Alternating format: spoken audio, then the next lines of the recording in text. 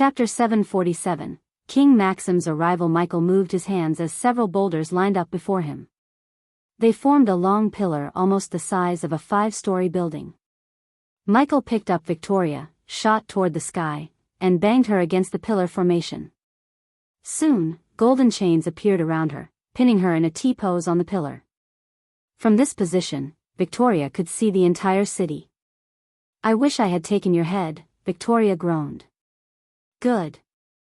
I want you to regret every decision you've made," Michael snickered. He slowly turned around. Dark clouds slowly gathered in the sky, darkening the place. It wasn't Michael's doing but the result of energy fluctuation in the air. An outside force messed up the balance between celestial energy and arch energy around the world. Suddenly, the sky started to rumble. Purple lightning streaks struck across the sky. The heavy rain became worse by the second. Coupled with the howling wind, the heavy rain put out the fire in the city. As a result, darkness took over the place. Their only light source was the streaks of lightning in the sky. Everyone, including Zanali, could feel the pressure in the atmosphere. Out of the blue, a thick purple lightning bolt hit the forest north of the castle. Unlike a typical bolt of lightning, it didn't disappear. Instead, the lightning bolt lingered in the air as though it was frozen. They all looked at the bolt of lightning with bewildered faces. Michael's lips curved upwards, revealing a devilish grin. "It seems like your father has begun his heavenly tribulation," said Michael. Victoria struggled against the chains to escape. But no matter how hard she tried, she couldn't escape. First, she was too tired and exhausted her energy fighting Michael. Second, there were runes engraved on the chains to keep her weak. Michael wanted her to watch the death of her father. At that moment, Victoria only had her father, and Michael wanted to take that away from her. Michael patiently waited for Maxim Barnes to trigger the heavenly tribulation. He knew the first lightning bolt was just a phenomenon before the actual tribulation. As Michael expected, the sky was lit with hundreds of lightning flashes. The lightning bolts formed a web in the sky as thunder kept rumbling louder and louder. Michael still didn't lift a finger. He watched the heavenly tribulation begin with Zanali and Evan. "Is that heavenly tribulation?" Evan mumbled. The elders would sense it in a few minutes," said Zanali with a heavy sigh. She knew even if the elders appeared here, there was nothing to achieve here. Ghost had decimated the kingdom, and it would only take a spell from him to disrupt the heavenly tribulations. The damage had already been done. To be honest, Zanali didn't think the Guardians would be able to stop Ghost. He didn't even give a damn about the Council of Immortals. "The Guardians will kill you if you do something to my father," Victoria growled. Michael slowly turned around. "Why? Because they want another human to be a half-immortal?" Michael tilted his head. "You and I both know your father doesn't give a shit about the Guardians. All he wants is power and control. You can't stop him." "He has the cosmic stream," said Victoria, only to receive a tight slap to her face. Michael leaned closer to her ears. "Not for long. The cosmic stream will be mine." Zanali, who had heard the word cosmic twice, wondered what the hell was that. She had no idea what they were talking about. However, she had a feeling it was connected to whatever happened between Ghost and Thusia. "What? You want to protect the stream so no one can benefit from it? Your people could have ruled this world and led it to a golden age. You are just a dog that doesn't eat and let others eat. Oh, darling. I am going to use the shit out of it. You think this is only about revenge? Well, it's mostly about vengeance, but the cosmic energy is a cherry on top." Michael ran his fingers through her face as she growled. Finally, an ear-piercing thunder rumbled in the sky. Following the thunderclap, a strange buzzing noise resonated throughout the city. At that moment, another lightning bolt hit the forest several meters away from the first lightning bolt. Like the one earlier, the second lightning bolt froze in the air. Electricity crackled around the two bolts. Several smaller streaks of lightning bolts branched out from each, forming a net in between. Michael cracked his knuckles. Unlike everyone expected and hoped in Thusia, Maxim's fate would be a bit anticlimactic. Michael waited for the lightning to strike from the sky. Victoria noticed golden bolts of lightning crackling around Michael's fist. She shivered. A single bolt of lightning from his hand could disrupt the entire heavenly tribulation and make his father a cripple. No. Kill me, no. Please don't do anything, Abras, please. Victoria panicked. Her fear and panic only made him happier. Beg me more, it feels so refreshing. Finally, Michael sensed Maxim's presence in his environmental scanning. But Michael didn't go after him. Instead, he just raised his hand. He looked at Victoria with an amused smile. This is your father's end. Look closer, no. Victoria's scream echoed through the air as the lightning bolt shot out of Michael's finger. The bolt of lightning traveled in slow motion in Victoria's eyes. Zanali immediately waved her hand, casting a defense spell around her and Evan. The bolt of lightning soared through the air and hit the frozen lightning bolts. As soon as they clashed, an explosion went off. This explosion made nuclear explosions look like mere candlelight. For a few moments, Zanali and Evan couldn't open their eyes. Moreover, they were blasted away by the explosion's effects. The temperature rose in the air to the point that the rain droplets evaporated before reaching the ground. It didn't even take a few minutes for the snow to melt down and vaporize. A few long, brief moments later, Zanali opened her eyes. Her ears rang with a strange buzzing sound. To her shock, everything around her turned into ashes. She slowly moved her head upwards to see Ghost and Victoria floating in the air. Zanali could barely see them through all the dark ashes in the air. Father! Victoria screamed. She noticed the lightning strikes had disappeared from the sky, and the atmosphere had returned to normal. Michael dashed forward into the forest with thousands of charcoal trees. Although Michael wasn't a natural guardian, he hated destroying nature. This world's beauty was its forests, lakes, mountains, and every piece of nature. However, it was a necessary sacrifice to stop Maxim Barnes from breaking through to the half-immortal stage. Of course, Michael could defeat Maxim Barnes even if he had reached the half-immortal stage, but Michael didn't want to complicate things. Why would Michael want to battle Maxim Barnes when he could cripple him with a single spell? Zanali wanted to rescue Victoria and let her escape. That's the least she could do for Victoria as a guardian. However, before she could move toward her, Ghost returned to Victoria. This time, he had a bleeding man in his hand. Ghost held him by his neck like he was handling a rabbit. Father! Victoria screamed. But Michael ignored her. Where am I?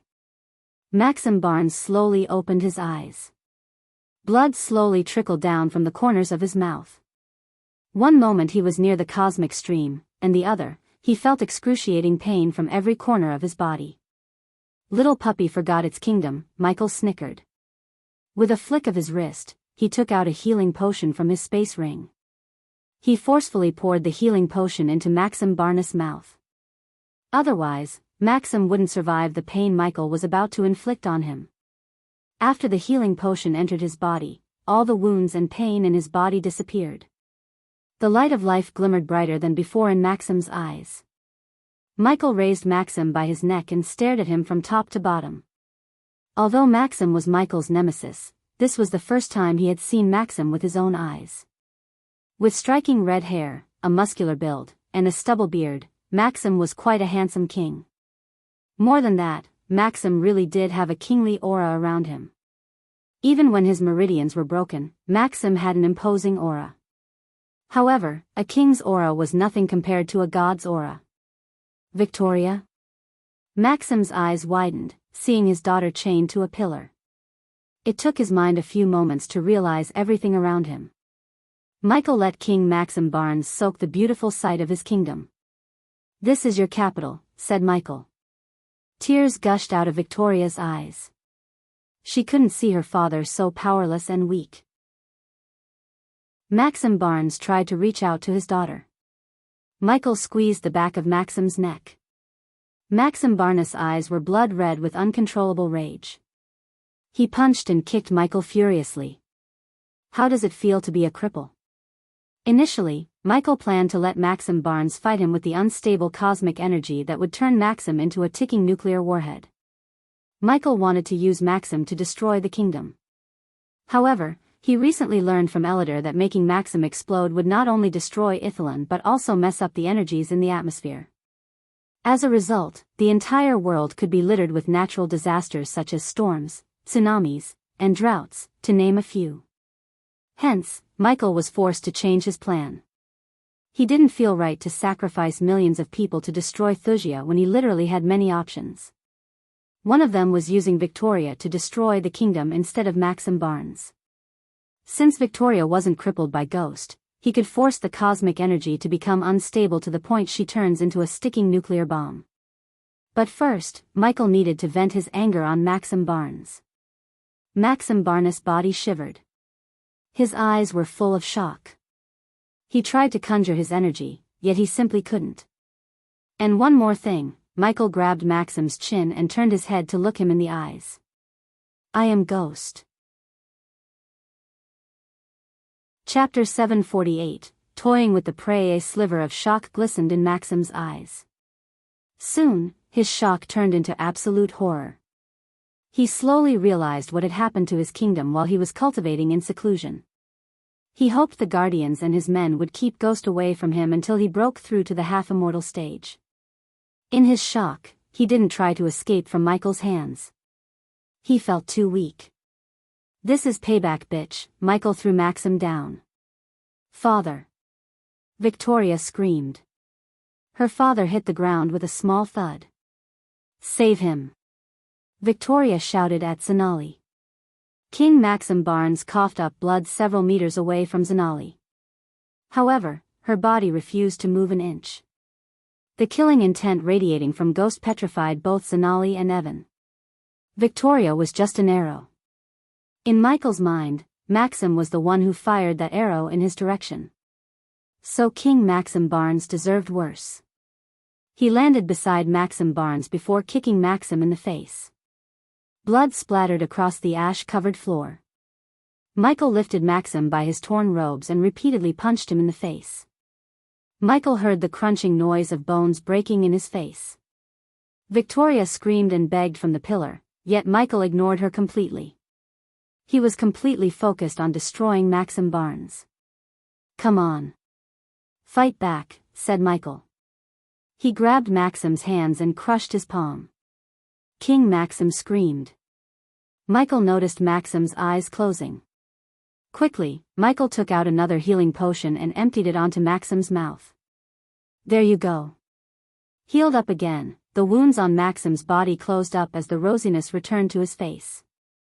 Michael grabbed Maxim by his neck and slammed him against a block of stone behind him. The rubble collapsed by force. Michael began to punch Maxim Barnes as though the king was a punching bag.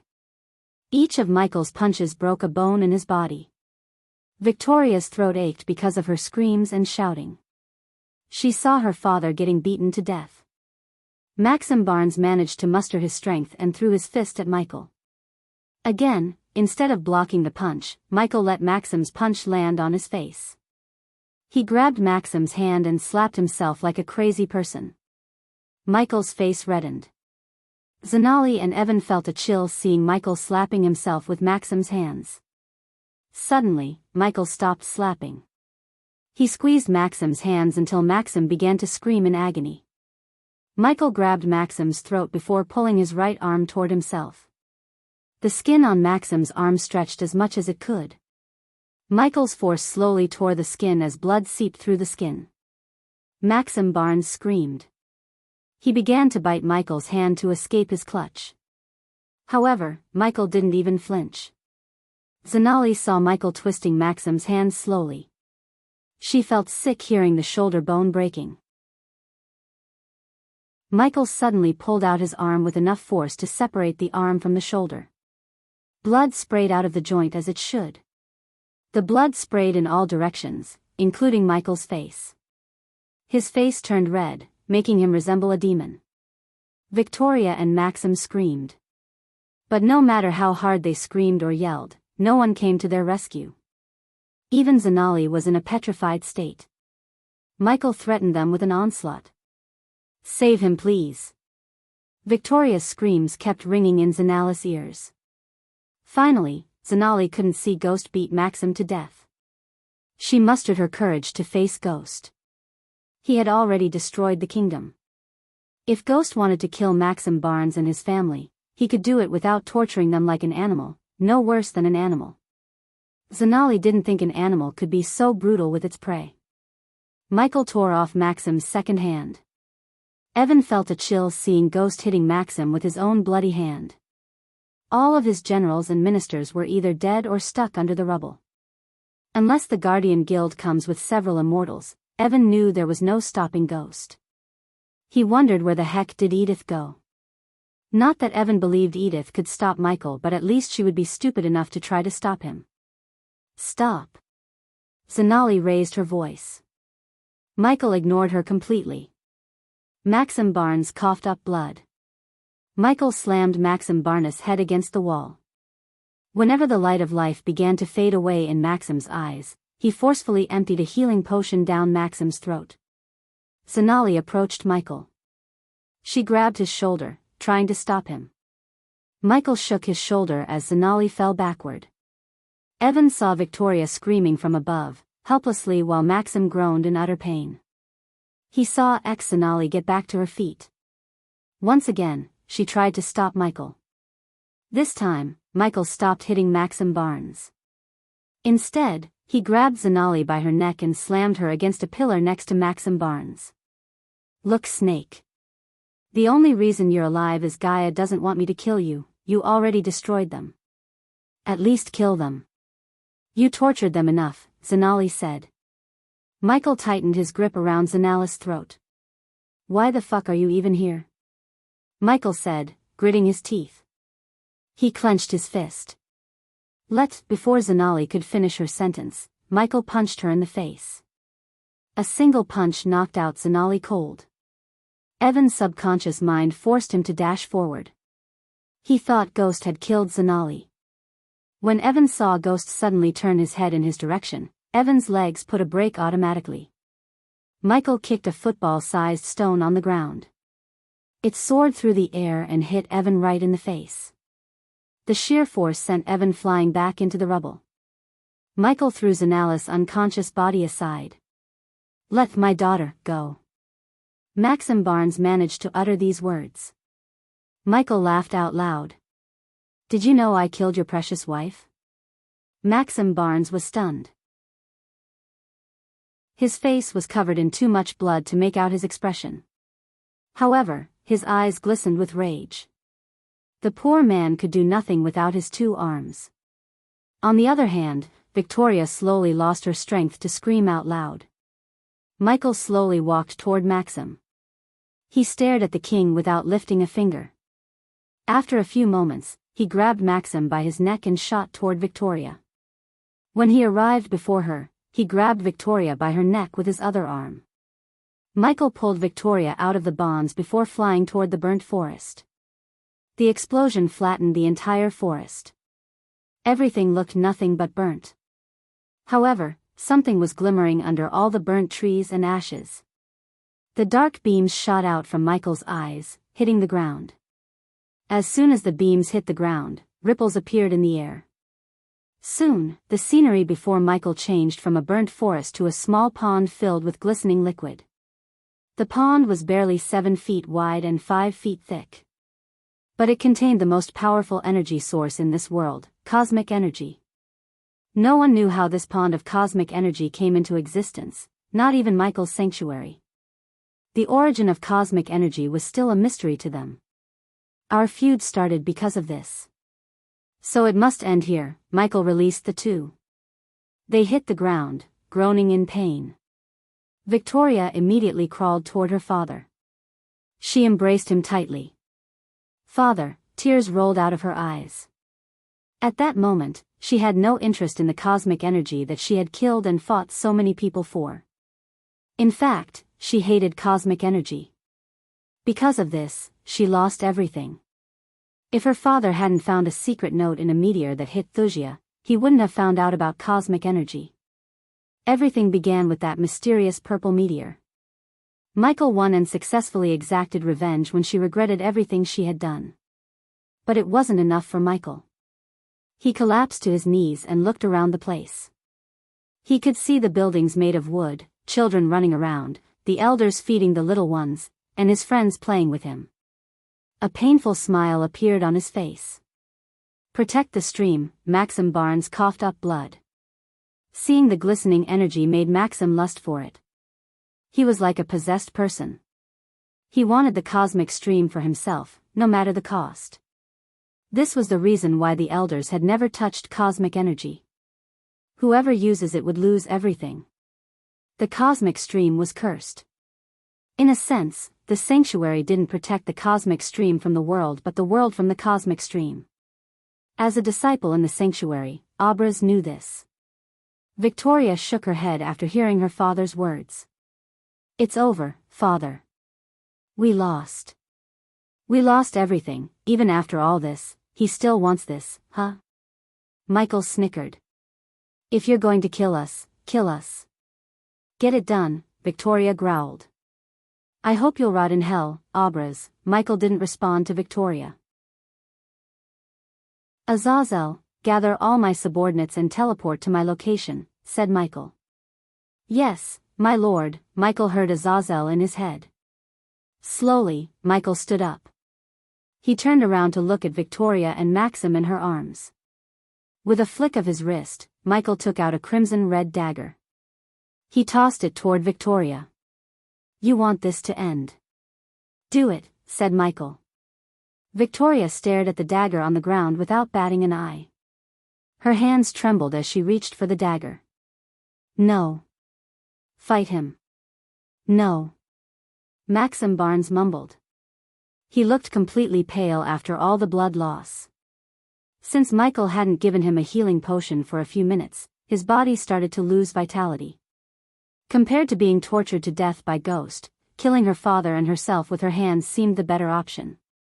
Michael waited for Victoria to kill herself. The despair and helplessness in her eyes quenched the thirst for revenge. He didn't feel like torturing her anymore. Instead, he wanted to absorb the cosmic energy. Victoria finally grabbed the dagger. Even if she could fight back, she didn't want to because there was nothing to fight for.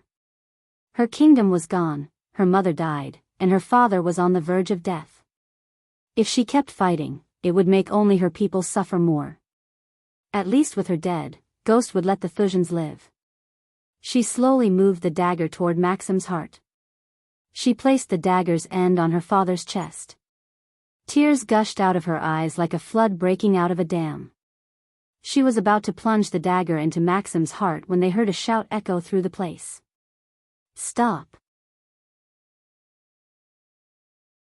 Chapter 749, Beginning of the End. Michael looked up to see countless ships on the horizon.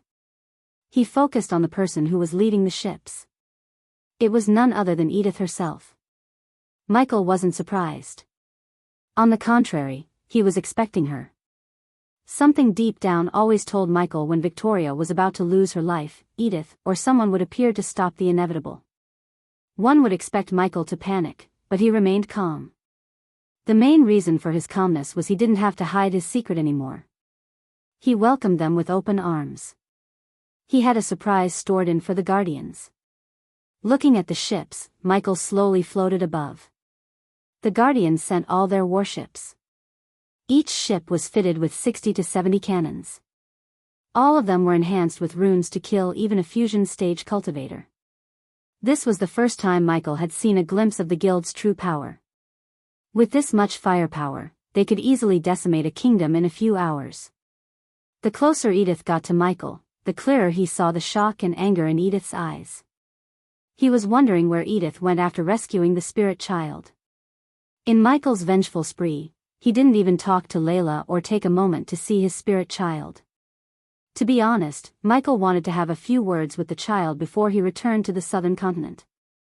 Michael doubted he would be able to talk to the child after he revealed himself as the Dark Lord. "What have you done?" Edith stuttered. She couldn't believe her eyes. The entire city was reduced to ashes. Everywhere she looked, she saw nothing but ashes and fire. He kept his promise by burning Thusia to the ground. Instead of responding to her question, Michael flew back to Victoria and landed before the cosmic stream. Hundreds of Guardian soldiers armed to the teeth surrounded him in the air. Every single one of them was at the fusion stage. The Guardians weren't playing. They showed their true power for the first time in a long time. The whole world believed only a handful of fusion stage warriors existed in the world. However, the Guardians had an army of them. Michael even saw several half-immortals and immortals in the air. He sighed inside and looked a bit down. "Stand down, please," Edith pleaded to the Guardians. Michael couldn't see any of their faces because they were all armored from head to toe. The ships floated quite a distance from Siahel, unlike the armored Guardians. It wouldn't be an understatement to say the sky was littered with an army. All of them were ordered to kill Ghost if what Edith said was true. Michael detected some commotion among the soldiers. They all sensed the pure and powerful energy radiation from the cosmic stream.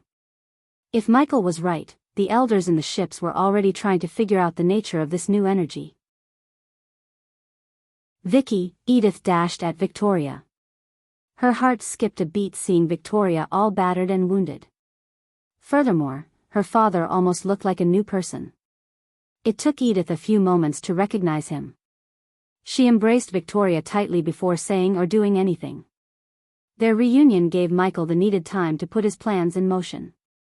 With seconds turned to minutes, Edith's sorrow turned into pure rage. Victoria broke into tears as she buried her head in Edith's chest and sobbed without a break. The tears and sound of Victoria's sobbing fueled Edith's rage. She had never wished someone to die in a most horrific way, but she wanted that judgment to fall upon Ghost. He destroyed an entire kingdom because of his vengeance. "You are the devil," Edith finally turned her gaze toward Michael. "My offer will expire in a few minutes, Victoria," said Michael. "I have an offer for you," Edith slowly said. Michael saw the naive girl speak with vengeful eyes for the first time. She looked like an entirely new person. He saw a glimpse of Layla in Edith for a few moments. Unlike many others, Michael didn't think of Edith as a stupid, naive girl. In his mind, it was just a facade. She was scheming enough to brand him as the Dark Lord to the Guardians. "Kill yourself, motherfucker!" Edith screamed as a powerful shock wave brushed past Michael. The ships around Edith trembled. Furthermore, the stone walls of the broken castle exploded into pieces. Yet, Michael remained firmly on the ground. He didn't even move an inch. It could have blasted away any other person but not Michael. "Go away, Edith. He will kill you too. I've seen enough death.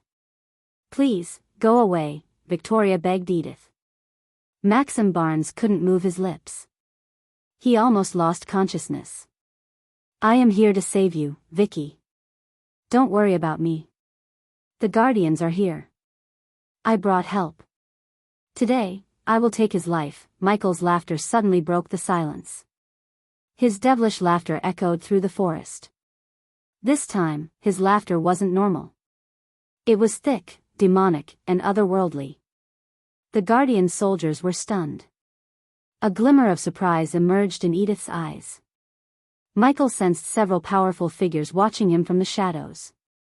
These figures tried to be sneaky instead of drawing Michael's attention. The only surprise Michael received was the disappearance of Noah. He really wondered what the heck had happened to him. Honestly, Michael could not believe Noah didn't try to fight or stop him for once. For now, Michael paid no attention to Noah. He had bigger things to deal with. Victoria looked around to see hundreds of soldiers in the air. Finally, a small light of hope lit in her heart. Michael was delighted to see that one small ray of hope in her eyes. Snuffing this light would be the last nail in Victoria's coffin. Edith slowly raised her hand before snapping. Suddenly, the immortal killing spear he took from General Franklin appeared in Michael's hand. Michael noticed countless runes radiate a bright crimson-red glow on the spear. The spear pulsated strange energy. Soon, this energy surrounded Michael. A good plan indeed, Michael said to himself. He let the strange energy surround him completely. This energy felt familiar to Michael. It was the same energy radiation he felt from Hunter when he fought. Michael was surprised to see Edith mimic Hunter's energy signature, which the entire world believed to be the energy signature of the Dark Lord. Edith even managed to create a dark cloud around him to sell the idea that he was the Dark Lord to the Guardian Guild. Little did she know that Ghost was really the Dark Lord. Michael sensed the tension among the Guardian Guild soldiers. They all tightened their grips on their weapons. Michael felt the energy fluctuations around him go crazy. He could tell the Guardians were casting spells all around him. It would only be a matter of time before they go all out. "He is the Dark Lord," said Edith. Her voice echoed through the city. She wanted to see Ghost panic and be frightened by her words. She knew he had sensed the strange energy around him. However, contrary to her expectation, he remained calm. What surprised her more was the smile on his face. The smile caused uneasiness in Edith's heart. She saw no signs of panic or shock in his eyes. Instead, he just remained with a smirk. It was as though he somehow knew her plan all along. "You're going to pay for what you did here," Edith growled. "Thank you, Edith." To her shock, Michael thanked her. She frowned. Judging by the look on his face, Victoria's heart sank. "Thank you for giving one last ray of hope to Victoria." Michael slowly rose from the ground. The dark cloud created by Edith's runes slowly faded away. Instead, a darker and thicker cloud of darkness enveloped Michael. "Thank you for bringing all of these men to me." Michael's human voice changed. It sounded thicker, demonic, and frightening. Edith saw the place growing darker and darker. The light radiated by the warships from afar lost its glow. The sky rumbled as lightning flashed across the sky. When Edith saw his armor slowly transforming, her eyes went wide.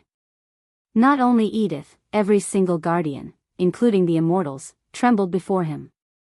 The Guardians were poised to attack Michael. They all received the order to take him down. But when they were just about to attack Michael, he flicked his wrist. The very next moment, a ghostly figure of a four-headed hydra appeared behind Michael. It stood almost 30 to 40 meters tall. Each pair of eyes glowed like a blood moon. Suddenly, the hydra roared. "Arg!" Edith and the Guardians screamed. They instinctively closed their seers. Some of the fusion stage Guardians fell from the sky like dead flies. The warships floating in the air trembled. They swayed left and right before slowly descending down. The runes on the ships and the Guardian armor lost their glow. The Guardians were completely off guard. They didn't even realize what had happened until the warships began crashing. No one could feel the energy within them. Simply put, Michael created an energy void around them. Michael had already struck a deal with the devil called Mugashuku, so he saw no drawback in asking for a small favor. With the system's help, he could contain the Hydra's scream into a special space ring and release it to mimic the effects of the southern continent. Although the effects would only last for 30 minutes, and Mugashuku wouldn't let him borrow his power again, one use was all Michael needed to leave the cultivation continents with a bang. The place once again lit up with all the explosions, and fire followed afterward. One by one, the warships and the Guardians fell down from the sky. The only downside of this plan was he wouldn't receive any experience points for killing them. But killing the Guardians was a reward itself. Michael watched the destruction with a smile. The mighty Guardians fell hard before him. "What's happening?" Edith stuttered. She lost the connection with the arch-energy in the atmosphere. She felt weak and vulnerable. Azazel, Michael called his demon butler. Edith saw a group of people, all dressed in black, appearing behind Ghost. They all descended toward the ground, surrounding the cosmic stream except Michael. He watched over his subordinates. "Do not let a single drop of energy go to waste," Michael's voice echoed through the area. Despite the explosions and screams of the Guardians, his voice sounded loud and clear. His subordinates sat in a meditative position around the cosmic stream. Soon, a strange dark beam shot out from Michael and enveloped them all. Powerful ripples appeared in the calm cosmic stream. You are really the Dark Lord, Edith muttered with utter disbelief. Chapter 750, Beginning of the End. 2. Michael completely transformed himself into the Dark Lord. Except for the face mask, he equipped every piece of armor. For the first time, he saw his real face in the Dark Lord armor. The guardians continued to fall from the skies. Michael smiled, looking at the death and destruction of the guardians. Some fell on the boulders and died instantly. Some broke their bones and groaned in pain. Those wearing metal armor from head to toe escaped death by falling down. The same could not be said for the mages who only wore robes. Tiberius stared at his surroundings with a bewildered look. He wondered where he was. This place had a strange aura to it. Besides, Tiberius had never seen such an impressive army collapsing within a few seconds.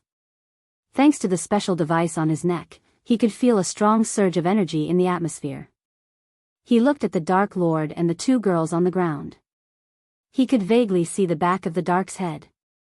Not every day could he see the Dark Lord without covering his face.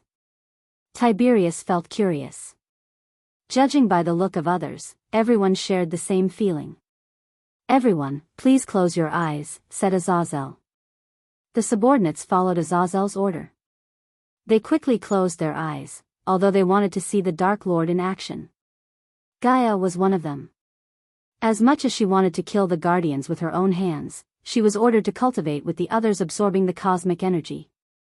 Even if Michael allowed her to participate in the battle, she would be in mortal danger. Why?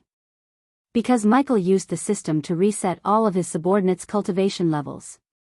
Simply put, they were all at the arch sensing stage level 1. To absorb the cosmic energy, they had to reset their cultivation. Otherwise, the sea cosmic energy would collide with the arch and celestial energy in their body.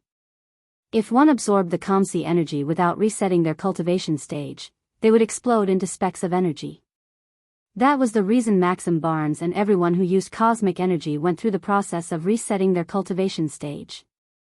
Without the system, one would need powerful rituals to go back to the arch sensing stage. Thanks to the system, Michael achieved the same goal with just 300,000 badass points. As Azazel ordered, the subordinates closed their eyes. The silver hand-sized round plate on their chests glimmered.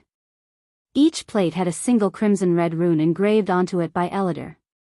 This special rune enabled the subordinates to absorb the cosmic energy at a rapid rate. Feel the energy around you, said Azazel. Focus only on my voice. The subordinates heard Azazel as they tried to cut out all the screaming, explosions, and thunder rumbling. Now, slowly absorb the energy into your body. Feel the energy traveling into you and strengthening you, said Azazel. Since Azazel's cultivation directly depended on Michael, he didn't have to absorb the cosmic energy to level up. Instead, Azazel was ordered to guide the others in their cultivation process. Meanwhile, Michael picked up a red-haired man in silver armor from the ground. Although the man looked rather normal, he was a half-immortal. What did you do? The man growled. Michael floated toward Edith. Let him go, said Edith. This is your doing, Edith, Michael snickered. The very next moment, hot blood splashed on Victoria and Edith's face. The blood made Edith close her eyes instinctively. When she opened her eyes, she saw a headless body hit the ground. Michael crushed the half-immortal's head with his bare hand. Michael did not receive any experience points since he made them powerless using the Hydra shout. However, he did receive badass points. By killing the half-immortal, he received 20,000 badass points. Michael did not waste too much time, as time was of the essence. First, Michael targeted the strongest guardians. That way, even if the effects of the Hydra's shout wore off, he could fight off the rest. Michael wanted Edith and Victoria to see all the death and destruction. He even sensed a couple of recording stones lying around. If he had to guess, he would say the guardians brought the stones with them to record his capture and use them to clear their names. Only his capture could bring the guardian out of the shit storm Michael created by exposing their connection to the vampires. Although Michael could easily destroy these stones, Michael chose not to. He wanted the entire world to see what the Dark Lord was capable of. One could argue that using Hydra's shout and killing them wasn't exactly showing his true power. However, Michael always considered his brain as his biggest and most powerful weapon. His plan and intelligence made the Guardians lose their powers. He took the risk of negotiating with Mugashuku and containing its shout in a space ring. No one else could have brought one of the powerful battalions to its knees than Michael. This was his true power. Michel slowly raised his hands. He willed to cast the ultimate ignitia. The sky rumbled as the clouds turned darker. Anyone could feel the tingling due to the high electric energy in the air. Soon, thunder rumbled as hundreds of lightning bolts struck down from the sky. The sky rained lightning bolts instead of water. The entire place lit up as each golden lightning bolt hit the ground, electrocuting a guardian. Despite the ominous crackling noise the bolts created, Edith was able to hear the screams. Not even a minute passed as the air smelled of blood and burnt skin. This was a massacre that Michael enjoyed. The Guardians played a big role in messing up his birth and life. Finally, Michael started to pay them back with interest. Every life he took made Michael happier. Finally, after a few minutes, the rain of lightning bolts stopped. The air still became electrified as Edith's hair stood straight up. Edith's mind went blank by all the death and destruction. No one could say she wasn't to blame for all this. The Guardians would have been alive if she hadn't brought the Guardians here. Once again, Edith paid a steep price for not listening to her sister Layla. She doomed more lives than she saved. She led a herd of sheep into the den of wolves. Michael played her right from the start. At some point, Michael really did hope that this girl would listen to Layla and go with her to the Rainbow Islands. Instead, she chose to stick with her best friend, which Michael admired about Edith. Right or wrong, Edith stood by her friend's side. But admiring her didn't mean Michael would let her do whatever she wanted. Michael wasn't satisfied by the burnt bodies around him. He wanted to eradicate the Guardians completely. Even after using the ultimate ignitia, many escaped the spell's wrath. But before he cast another spell, Michael's gaze turned toward Maxim Barnes. Victoria hugged her father tight. The look in his eyes terrified her. Michael dashed forward using a lightning dash, grabbed Maxim Barnes, and flew back to the sky. Everything happened before Victoria could realize her father was gone. "Father!" Victoria shouted. She tried to get to her feet only to receive a bolt of lightning through her gut. Victoria dropped to the ground, holding her stomach. Her clothes slowly got soaked as blood poured out of her gut. She gritted her teeth to fight the pain. Seeing the wound on Victoria's stomach, Edith panicked. She couldn't even access her space ring to give Victoria a healing potion. "Victoria!" Edith screamed. Michael held Maxim by his head. He put a slight pressure on Maxim's forehead with his thumbs. The skull slowly cracked. Maxim hissed in pain. Michael applied more pressure as blood seeped through Maxim's forehead skin. Maxim's legs frantically quivered. She lost her ability to cast a spell or fly toward her father. Hence, Victoria could only scream. Michael kept applying pressure little by little as the skull slowly cracked. The crunching sound of Maxim's skull sounded like music to Michael's ears. Edith was absolutely horrified at the scene. She couldn't stop her body from shivering to see the blood ooze down from Maxim's head. Michael took his time. He slowly ripped Maxim in half. Blood and guts fell down. Edith jerked her head aside as she started to throw up. It was a horrible sight. Victoria, on the other hand, outright fainted on the ground. While Edith was puking her guts out, Michael turned his focus back to the Guardians. He dashed toward the ground, firing lightning bolt after another at the Guardians. Each bolt ended a life. Michael zigzagged around the field, leaving nothing but a death trail. The recording stones captured nothing but his afterimages. Michael was simply too fast. In a sense, these Guardians were truly lucky. Compared to Maxim, their deaths were quick and merciful. Meanwhile, the subordinates inhaled the air mixed with the cosmic energy. The rune on their neck glowed brighter and brighter. Each of them felt rejuvenated by the cosmic energy. The guardians were not in a state to stop Michael's subordinates from cultivating. Azazel noticed everyone's energy radiation getting stronger by the second, especially Gaia's. She went from arch sensing stage level 1 to body refining stage level 7 in a few minutes. The other subordinates slowly became stronger but at much less speed compared to Gaia. Azazel saw the guardians crawling on the field. He wanted to join the Dark Lord in slaughtering the guardians. However, the Dark Queen's words resonated in his mind. She ordered him to keep his bloodlust in check. He closed his eyes, took a deep breath, and turned his gaze away from the guardians. Michael used the eyes of doom and the dark flames at the same time to kill the guardians. The dark beams zigzagged through the field, killing the guardians in an instant while the dark flames evaporated the weaker guardians to nothingness. Michael's heart ached to see the immortal cultivators.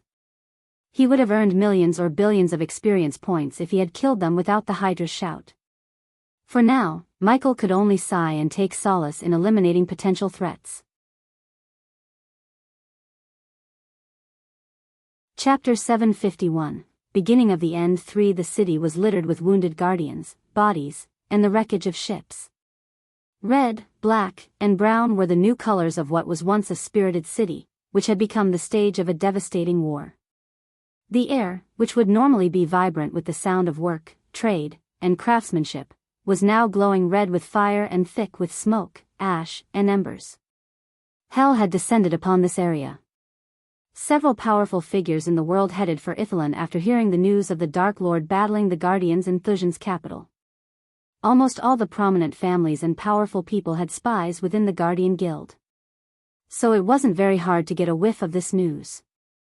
Michael noticed these strange figures on the horizon but completely ignored them. He knew they were here to spectate. It was fine with Michael.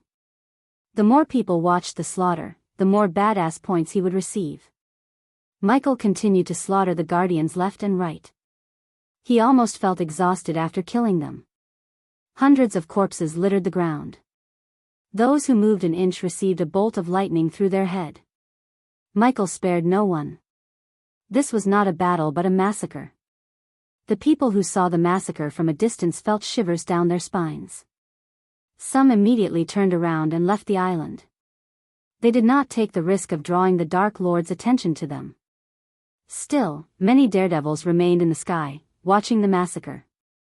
Among them were some news reports, including Nadia Hall. She wrote down everything she had seen in Ithilien. After killing every guardian in his sight, Michael started to throw the bodies near the cosmic stream. The bodies formed a big pile. They wondered what the Dark Lord was doing. He walked toward the pile of bodies, taking deep breaths. Even a half-immortal like him would feel exhausted after all the killings. Michael leaped on top of the bodies and sat down as though the bodies were his throne. Edith looked terrified. Her face went completely pale. She held Victoria tight in her arms. Victoria didn't seem better either. The blood loss caused Victoria's face to become pale. On top of the bodies, lightning crackled around Michael's wrist. He pointed his finger at Victoria as a bolt of lightning shot toward her. The bolt of lightning woke Victoria up. "No, stop!" Edith begged Michael. She lost her composure and begged for mercy. However, Michael was not a merciful god. On the contrary, he was a vengeful one. He raised his hand as an invisible force pulled Victoria out of Edith's arms. The red dagger followed Victoria behind and landed in Michael's hand. "Please, kill me if you want, but please let her go. I beg you." "Please," Edith dropped to her knees and begged Michael. Michael looked over his shoulder to see his subordinates still cultivating. According to the system's calculation, it would take another 15 minutes to exhaust the cosmic energy in the stream. Michael heard the system's voice in his head. Over the years, Maxim Barnes and his men used a significant amount of cosmic energy. Luckily, the stream still had enough cosmic energy for all the subordinates to reach the soul refining stage. Since Gaia's cultivation speed was boosted by 40%, she would be able to reach the fusion stage level 7. With the cosmic energy coursing through their veins, all of his subordinates would be monstrously strong. Deep down, Michael couldn't wait to see what his subordinates could do in a real battle. Michael released Victoria as she fell down. Afterward, Michael turned his gaze toward the horizon. As expected, he found Nadia Hall among the spectators. Nadia, Michael's voice echoed through the sky. Everyone hovering in the air turned their gazes toward the young woman in brown robes and gray fur coat. She adjusted her glasses. There was a glimmer of fear and shock in her hazel eyes. "Come here," Michael called Nadia Hall. "I will give you an exclusive," said Michael. The word exclusive kindled a fire in Nadia's hall. As a journalist, she knew what an interview with the Dark Lord could do to the newspaper. The sales would go through the roof, and her higher-ups would offer her the promotions on a silver platter. Thinking about her future, she took a deep breath and slowly flew toward Michael. She vigilantly glanced at everything around her. The fumes, black smoke, and dust clouded her sight. Despite everything, she noticed hundreds of bodies. Judging by the armors, Nada could tell they were not a run-of-mill guardians. Finally, her vision cleared enough to take a good look at the Dark Lord. To her complete shock, she saw a ghost in the Dark Lord's armor. For a moment, she thought this was some kind of elaborate prank. Only recently, the Dark Lord attacked Ghost. So how could Ghost be in the Dark Lord's armor? Ghost? Nadia tilted her head. She saw Edith crying in the corner of her eyes. The bloody remains and guts of Maxim Barnes almost made Nadia throw out on the spot. Luckily, she had a high tolerance for brutality. Michael sat on top of the bodies, guarding his subordinates. Michael waved his hand as Nadia Hall floated above to match his height. At that moment, Nadia Hall clearly saw Ghost. There was no mistaking it. "I am the Dark Lord," said Michael. "Ghost was just a life I tried to live in peace. But the Guardians made sure that I turned into the Dark Lord before I was even born." Nadia Hall's hands trembled while writing his words on the parchment. What about the battle in the royal land? The people had seen the Dark Lord attack Ghost. "You are asking the wrong question. The right question is, what will I do from now on?" said Michael. Nadia Hall felt goosebumps at the tone of his voice. "What will you do, Dark Lord?" Nadia asked the question.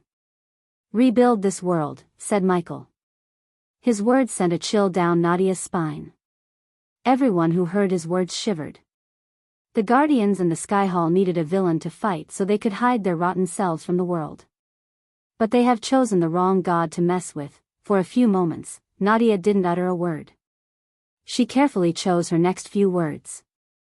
"Dark Lord, you said the Guardians made sure you turned into the Dark Lord before you were even born. What did you mean by that?" Nadia Hall had a hatred toward the Guardians deep down. Hence, she wanted to dig more dirt about the Guardians in the process. The Guardians slaughtered millions of people with the Sky Hall's aid to prevent a god from being born into this world. Their goal was to rule the world themselves. They didn't give a damn about the people they slaughtered in the process. Ultimately, they failed, and I am here to avenge all those innocent lives. Make no mistake. I am not a merciful god. I am a vengeful one. If you are a guardian or someone connected to the Sky Hall, you have a death sentence on your head. If I were you, I'd quit. Are you openly waging war against two of the most powerful organizations in the world, Dark Lord?" asked Nadia Hall. "No. They waged war against a god. So I will show them what will happen when you piss off a god." Nadia noticed her surroundings grow darker and darker. The sky rumbled as lightning streaks flashed across the sky. "Can you tell us why you attacked Thusia first?" asked Nadia Hall. "They deserved it," said Michael without going into details. Nadia looked over the Dark Lord's shoulder and noticed the glistening pond as well as the dark-robed figures cultivating around it. But she had more pressing questions centered around the Dark Lord. "What's your next plan, Dark Lord? What will you tell the people who are afraid of you turning their land into a battlefield?" "My war is against the Guardians, the Sky Hall, and anyone who crosses my path. As long as the people stay away from them, they'd be fine and have nothing to worry about. if you want to know more, you can ask the Supreme Guardian Andreas himself, said Michael. Nadia Hall creased her brows. Supreme Guardian Andreas lived and died 3,000 years ago. How could she ask someone who isn't alive? He is very much alive, said Michael as though he had read Nadia's mind. He is with Noah Winston in his spectral form. He is manipulating Noah Winston to make him his successor so he can stay in power forever. This man is not a hero, as you all believe. He witnessed millions of people getting slaughtered without raising a finger. Ask yourself a question: if I am the villain for trying to make the world a better place by getting rid of actual evil that walks the world, what does it make a man who aided powerful people to commit genocide so he could be in power forever? Michael gave the people of this world someone new to hate. He wanted Noah to be occupied with scandals and controversies so he could become stronger and build his army in the southern continent without Noah getting in his way. Mitchie's words caused quite a commotion among the spectators. Andreas, the Supreme Guardian, was beloved and respected worldwide. He was a hero in people's minds. But the Dark Lord claimed otherwise. If he really was alive and in his spectral form, Nadia wondered why Andreas hadn't revealed himself to the world. Michael chose to talk to Nadia solely to reveal Noah's secret to the outside world. Unlike him, Noah had no chance of escaping to the southern continent, or he didn't think Andreas would allow him to.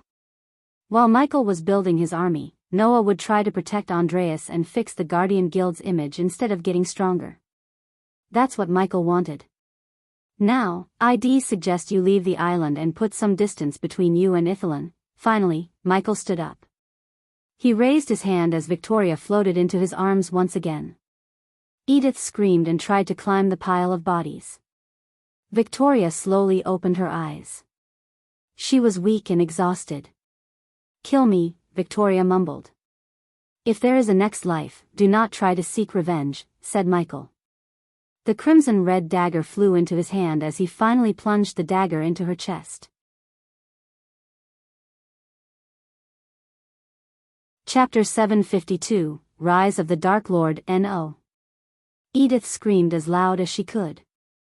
Michael stabbed Victoria again. Victoria coughed up blood. Seeing the Dark Lord murdering the Princess of Thusia in cold blood, Nadia's body sweated. She took a few steps back in fear. To Nadia's shock, Victoria's body began to glow. She heard a strange whistling noise in the air. Meanwhile, the cosmic stream gradually lost its glow. Azazel saw the glowing energy being absorbed by the subordinates. Gaia had already reached the soul refining stage. Experience points converted 20,000, experience points converted 60,000, experience points converted 50,000. The energy devourer absorbed the cosmic energy and converted it into experience points.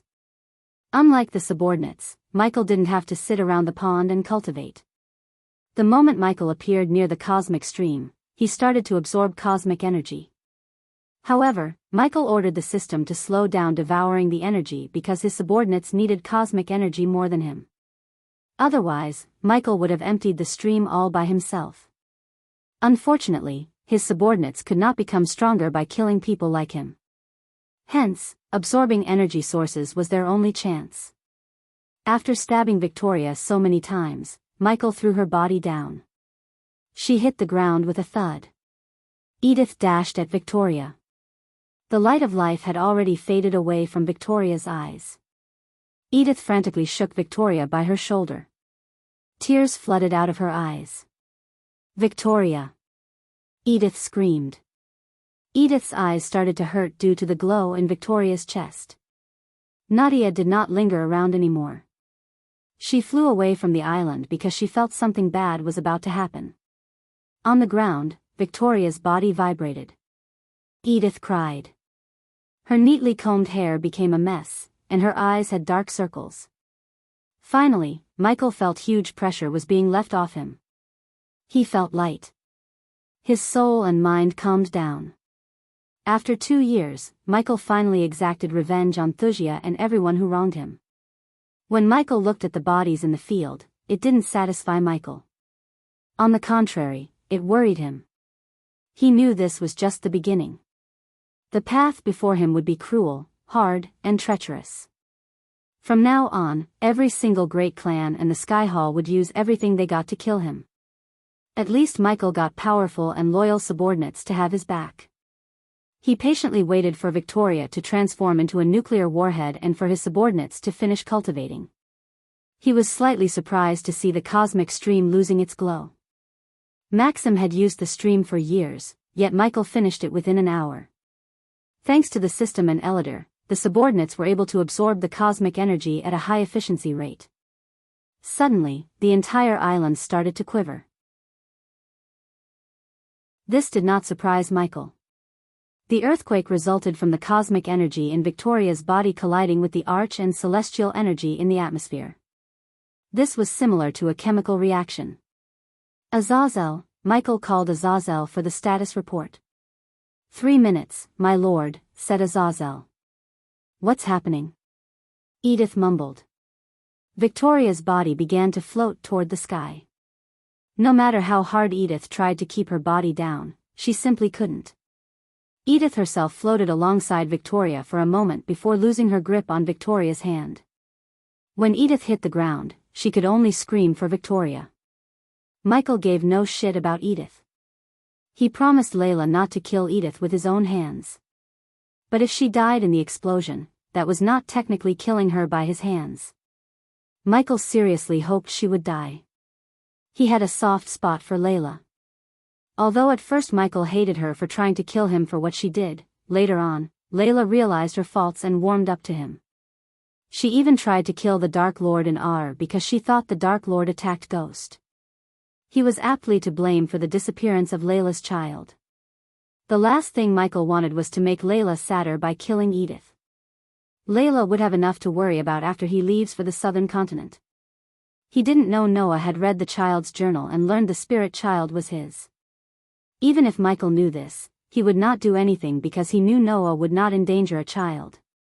The whistling noise sounded louder and louder. Nadia and the others could hear the noise even from miles away. Eventually, all of Michael's subordinates opened their eyes. They no longer felt the strange energy in the air. When they opened their eyes, the glowing pond was nowhere to be found. Everyone felt unstoppable. Tiberius clenched his fist as if he had never felt this strong before. Sadie, on the other hand, was in complete shock. She reached the soul refining stage from the arch sensing stage within an hour. Moreover, this strange energy in her body made her feel stronger than ever. They were all at the soul refining stage level 7 except Gaia. She reached fusion stage level 8.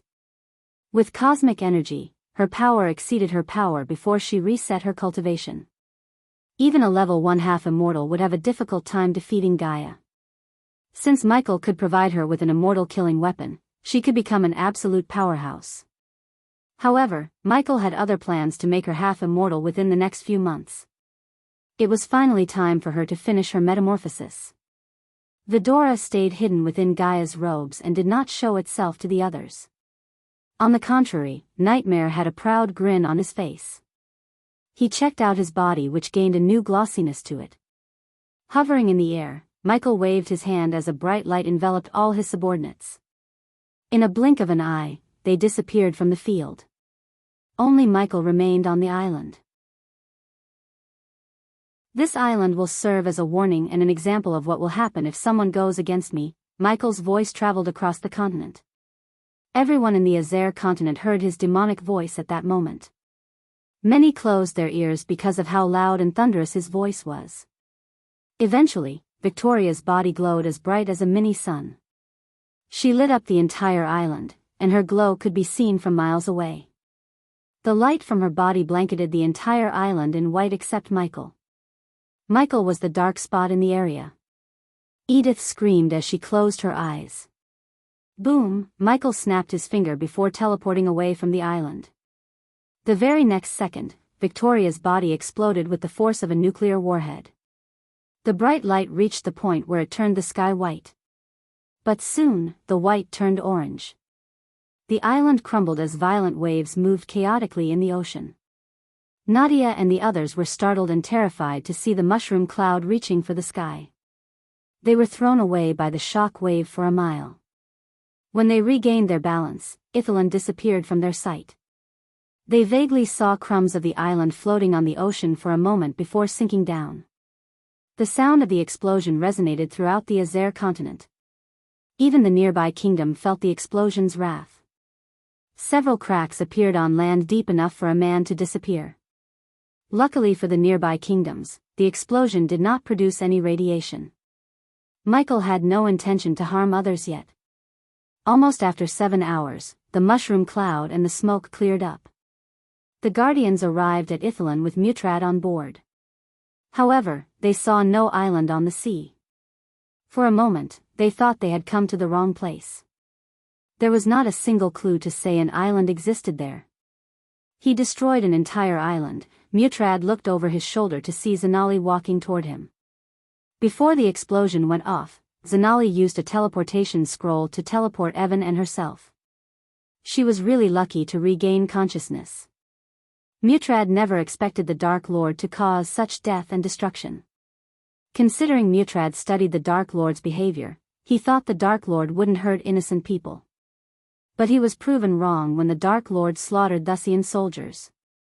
Granted, Mutrad knew something happened between the Dark Lord and Thusia. Still, the Dark Lord's behavior caught Mutrad off guard. The only silver lining was he finally revealed himself. So all this time, it was Ghost. Mutrad frowned. Even he was fooled by Ghost when he interviewed him at the alchemy competition. And Gaia Ashton, sighed Zanali. P1E's Vizzy, T, N0VE1B, in. Any, T, you and your kingdom will receive full protection of the Guardians and the Sea Folk. A whole lot of good it did to Thusia, Zanali snickered. Today, he showed the whole world how incompetent Guardians are. No, Mutrad shook his head. They aren't incompetent or weak. He's a sneaky bastard with full of surprises. Although Mutrad sounded calm and composed, he was afraid deep down. He heard the reports of how the Dark Lord slaughtered the Guardians, including immortals. He was nowhere near matching the Dark Lord in raw power. The only advantage Mutrad had over the Dark Lord was the 8 great clans. Ithilien's destruction was a good trump card when it came to negotiating to gather the 8 great clans against the Dark Lord. Of course, some of the clans might feel reluctant to go against the Dark Lord after his warning. "Why are we here?" asked Zanali. After the day she had, she just wanted to head home. "I don't know. Just needed to see it with my own eyes," said Mutrad. "So the war between the Dark Lord and us has finally begun." Mutrad looked in the direction of the southern continent. Something told him the Dark Lord had gone beyond the void line. "Open your eyes. We are losing this war," Zanali growled. She didn't think Mutrad should be the one who leads the fight against the Dark Lord. Instead, she wanted Noah. Unfortunately, she was still searching for Noah.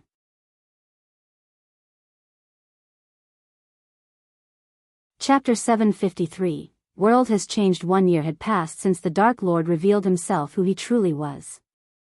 Almost all the kingdoms in the world mourned the destruction of Thusia.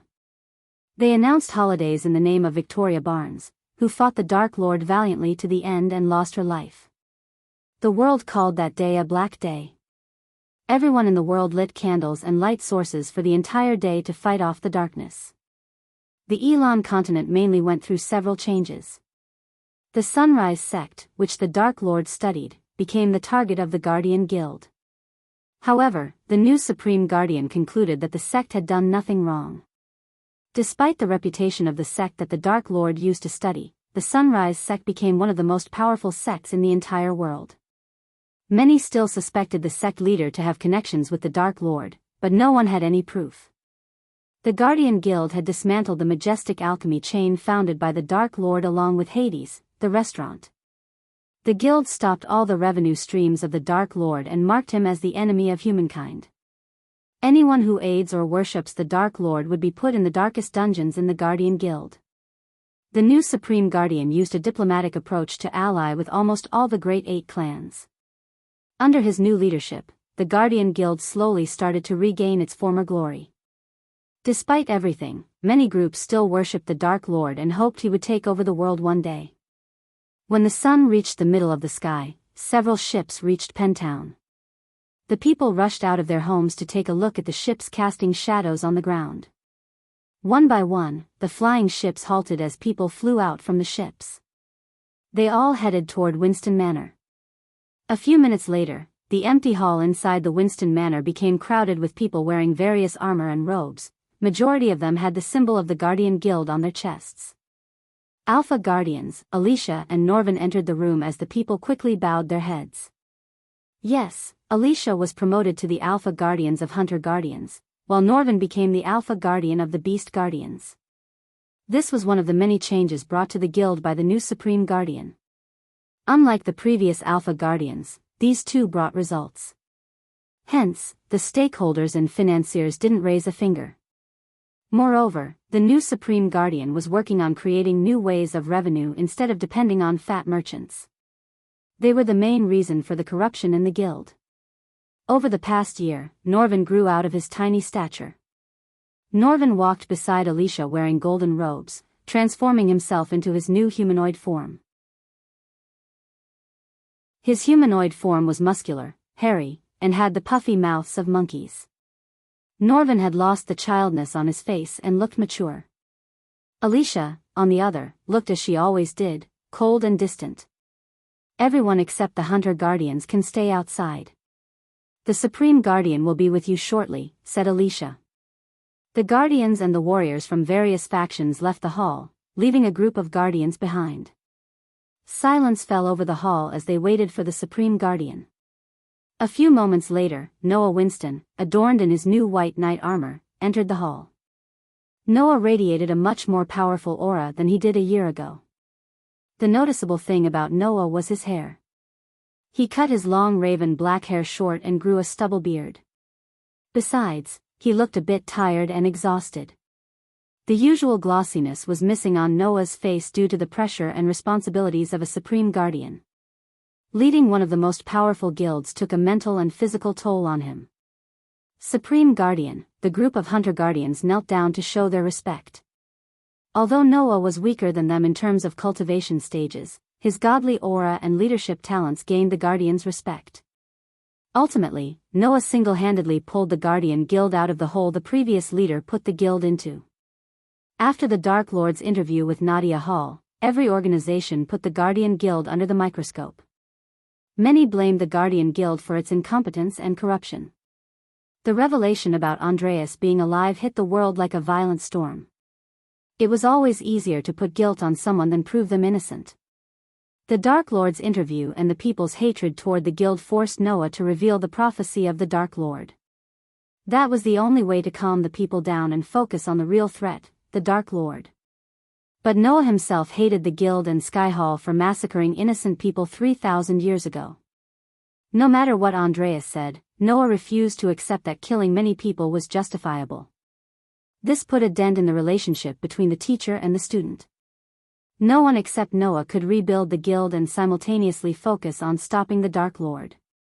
It was hard, especially when he and his mentor Andreas had different ideologies and plans to deal with the Dark Lord. Noah acknowledged the team with a nod. He flicked his wrist as a stone table appeared in the center. He went to the table as the team gathered around it. Alicia spread open the southern continent's map and the surrounding regions. An X mark was on the farthest west side of the continent, with nothing but an endless ocean. This ocean was unmapped territory for the rest of the world. Due to the constant lightning storms, tornadoes, and tsunami waves, no one ventured into this ocean.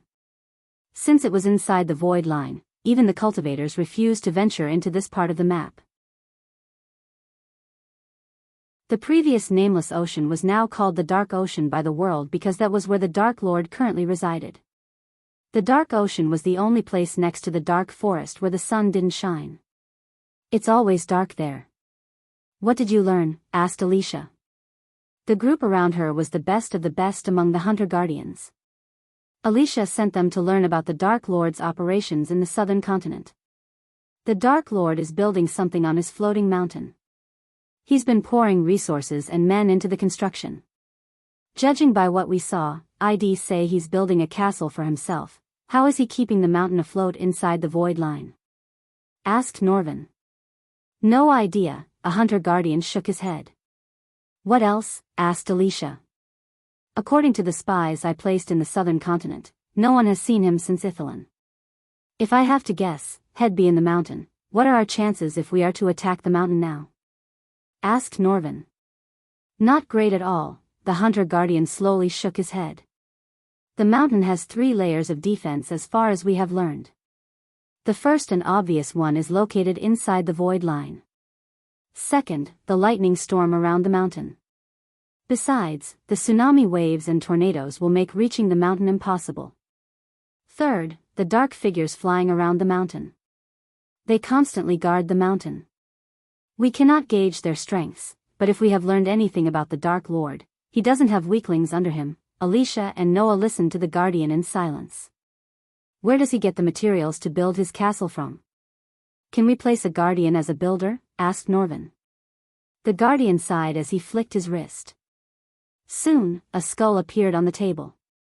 Already tried that, and this is what's left of the 5 men I sent to spy on the Dark Lord, so he knows about you? Asked Norvin. If I was him, I'd know the Guardians will always try to hunt me down. It doesn't matter whether he knows about the spies or not, Alicia said. We need to know more about him to get ahead of him. He puts us in a corner because he always knows more than he should. Alicia banged the stone table and turned her cold gaze toward Noah. We should have killed him when we had the chance. Calm down, Alicia. We didn't know Ghost was the Dark Lord. Also, we don't kill people. There'd be no difference between him and us if we go down that path. If you think we can deal with the Dark Lord without killing people, you're not right in the head. He slaughtered our men and sunk an entire island to the bottom of the ocean. The families didn't even get to put a body into the ground. This will end in only one way, the death of the Dark Lord, Alicia coldly said to Norvin. They all turned their gazes toward Noah, who remained silent. Noah, Alicia said. You have something to say. P1E's visit N0VE1B, in. Noah sighed. There is no use trying to reach his mountain. Putting a spy into the mountain is like sending them to their death. The Dark Lord will find out, said Noah. So what should we do? Asked Norvin. The best thing we can do now is target his underlings. We need to know more about his order. Turn your focus on his order. I am sure if you find a small rat, it'd lead you to its hole, Noah ordered the Guardian. You can take whatever you need from the armory. I am working on an efficient way to communicate with you through the void line. If it's successful, we can talk in real time. After dismissing the Guardians, Noah waved his hand as a throne appeared behind him. He collapsed down, sighing. He felt tired and exhausted. It had been weeks since he got a good night's sleep. Alicia came to him and helped him remove the armor pieces. You should take some rest, Noah. What if we go somewhere for a day or 2? Asked Alicia. That does sound good, but I can't. I have too many things to deal with. You do know that the Supreme Guardian is allowed to take time off. You cannot be a no-show at Catherine's baby shower. Even Rowena is coming. Your entire family will be there. At least we can go there as a family. I am sorry, Alicia, said Noah. Alicia was surprised. Why? I am sorry I postponed our marriage. Noah's tone became soft. He took Alicia's arms and squeezed them gently. You don't have to be sorry, Noah. I know the pressure on you. We will get through this, I promise.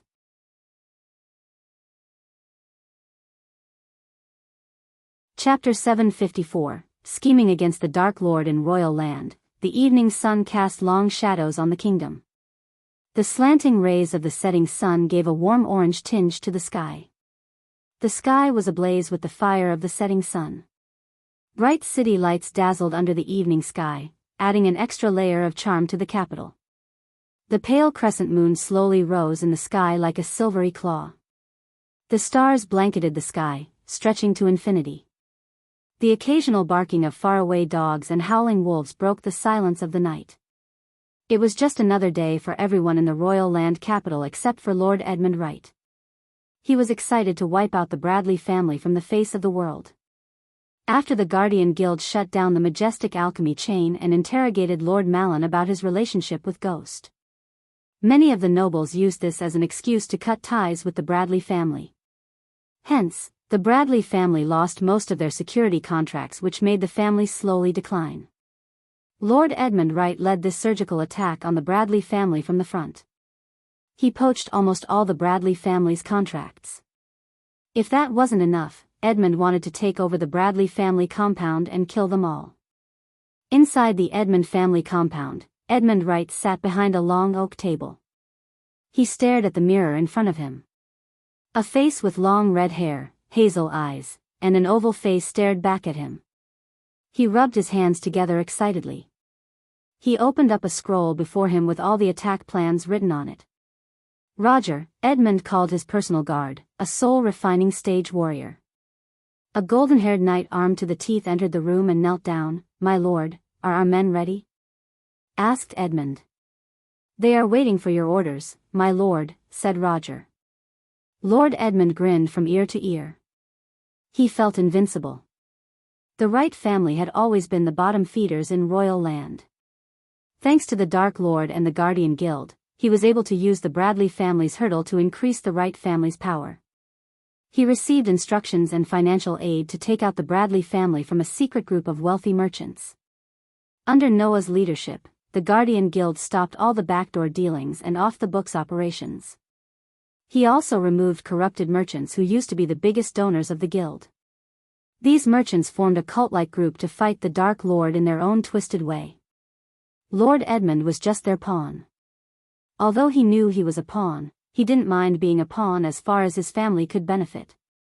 Since Lord Edmund planned everything in complete secrecy, the Bradley family had no idea about the upcoming attack.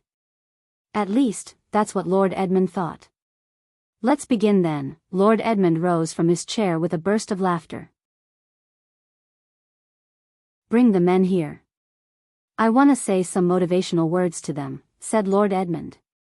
He always dreamt of leading an army in a war. Unfortunately, he hadn't gotten a chance to do so. He thought of himself as a great general.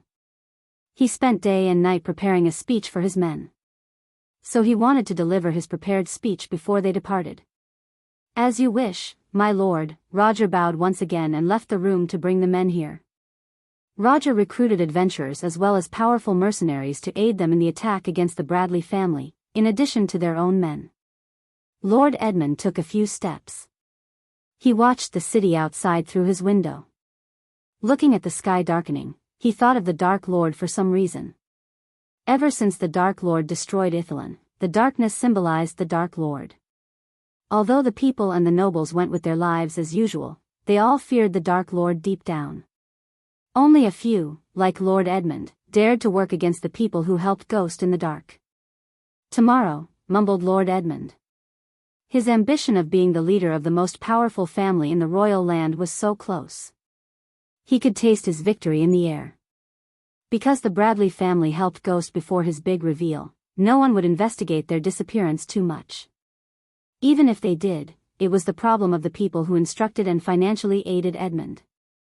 Lord Edmund entered into a short dream where he sat atop all the nobles in the royal land. He was even getting a warm welcome into the castle from Queen Amar and King Kramer. His dream was abruptly interrupted by the flickering chandelier. Edmund creased his brows with annoyance. He turned around as the chandelier kept flickering. "My lord," Roger knocked on the door from outside. "Come in." Edmund adjusted his robes to give his speech. The chandelier stopped flickering for a moment as Roger entered the room with men wearing dark robes to cover their bodies completely. Suddenly, the chandelier went out and came back again. In that split second, Lord Edmund could swear he saw a girl in the corner. He shook his head to clear his mind. He looked around the room. "Is everything all right, my lord?" asked Roger. "Before you go, tell someone to fix this damn light," Edmund growled. Lord Edmund took a deep breath. He was about to start his speech when the chandelier went off again. Everything became dark. "Fucking fuck," Lord Edmund growled. He thought the light would return, but it didn't. Roger and his men had a bad feeling about the sudden darkness. Roger quickly flicked his wrist, conjuring a fireball in his hand. As soon as the flames appeared above Roger's hand, Edmund's eyes went wide. His heart skipped a beat as he saw someone standing behind Roger. Roger! Edmund shouted to warn Roger. However, it was too late.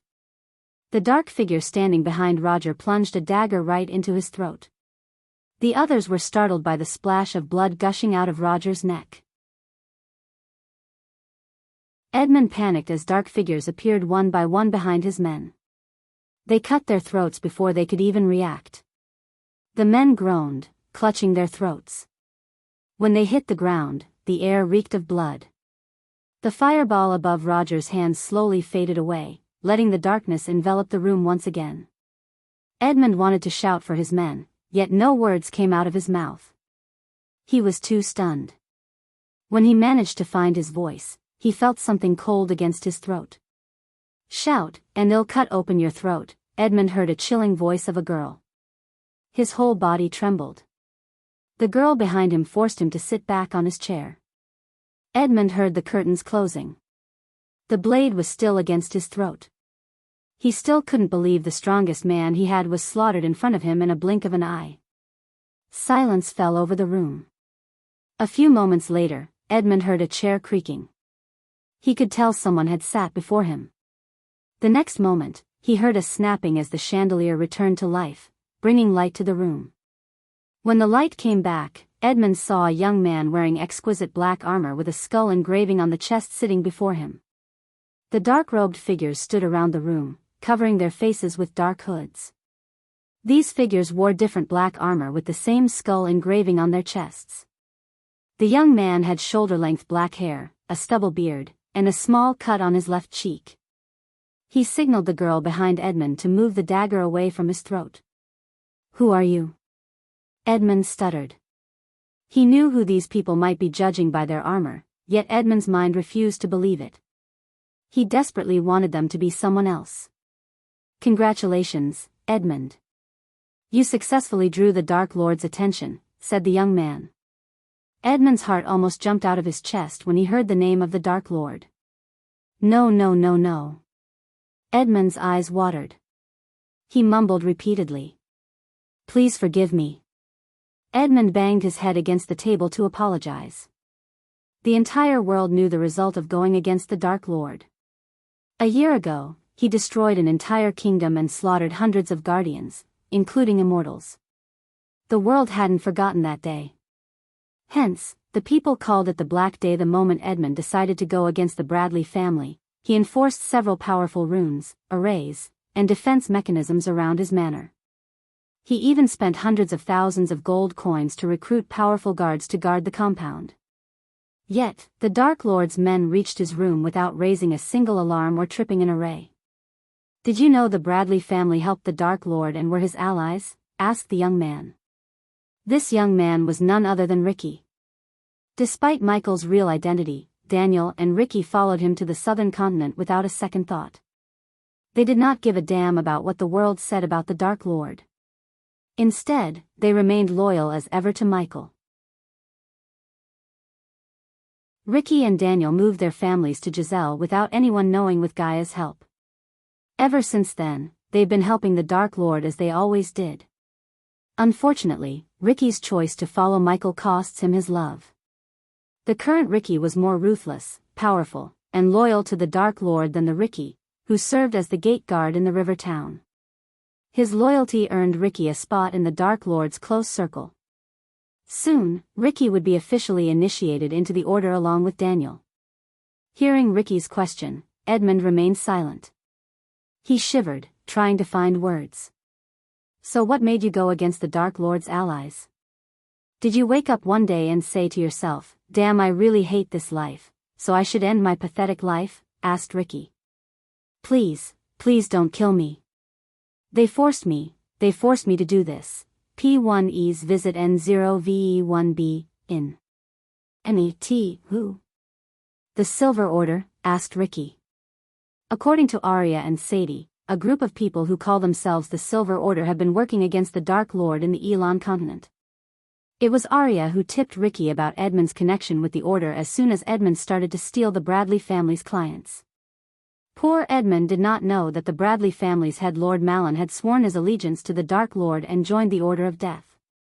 To the outside world, the Bradley family was slowly declining, but in reality, Lord Malin had been helping the Dark Lord in secret using his family's resources. Yes, Edmund did not know they were called the Silver Order, yet he bobbed his head up and down to save his own life. Now, how should we deal with you? Ricky slowly unsheathed a black dagger.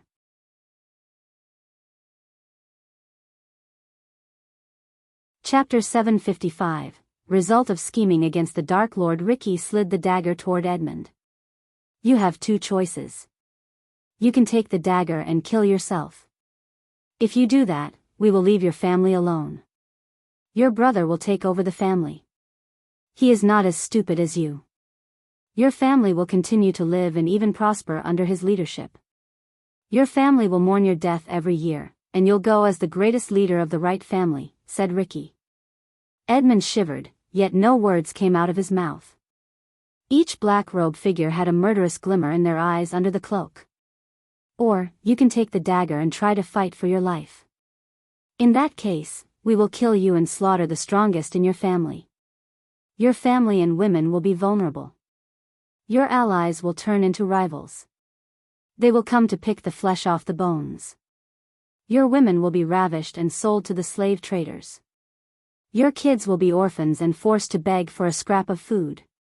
You will go down in history as the last leader of the Wright family, Ricky slowly said. You have 5 seconds to make your choice. Ricky leaned back on his chair. Edmund stared back and forth between the dagger and Ricky. 1, 2, Ricky began counting. Edmund slowly picked up the dagger. He had to make a choice for the sake of his family. At that moment, Edmund regretted everything. If he could travel back in time, he would slap the hell out of the person who roped him into going against the Bradley family.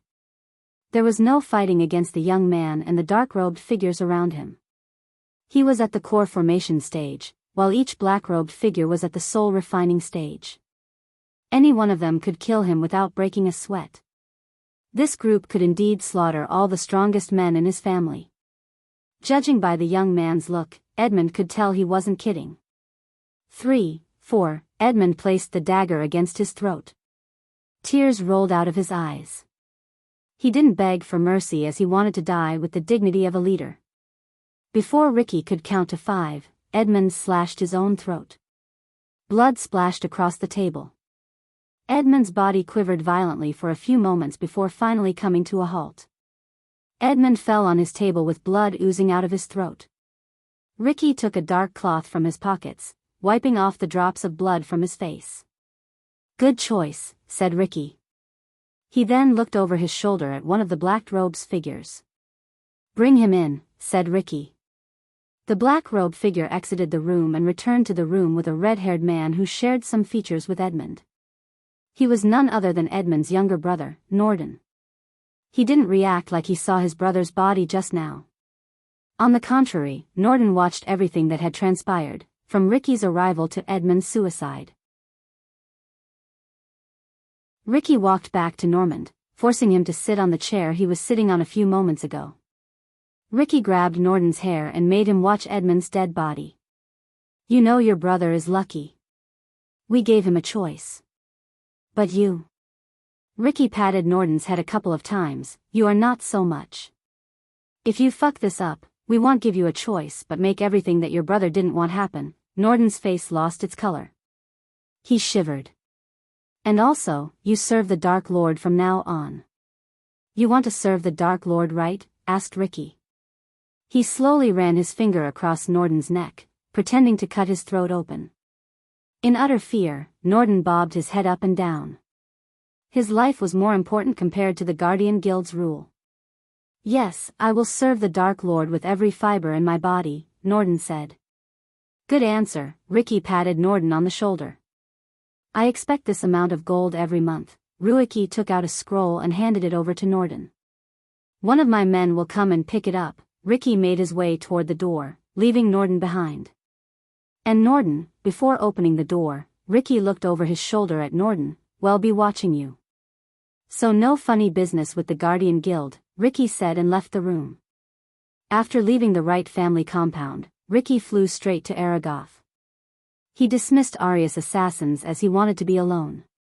Aragoth was located amidst the captivating mountain chain. Lush forests, misty cliffs, and majestic waterfalls were just a glimmer of beauty that Aragoth had to offer. Under the sparkling blue moon and the dark sky, Aragoth Academy buzzed with life. Ricky landed on a tall mountain cliff from where he could watch a 3-story building. The building's top floor was roofless. When Ricky landed on the mountain cliff, several runes glowed for a few moments before dating away on the ground. Elidor's runes deactivated the defense runes so no one would be alerted of Ricky's presence.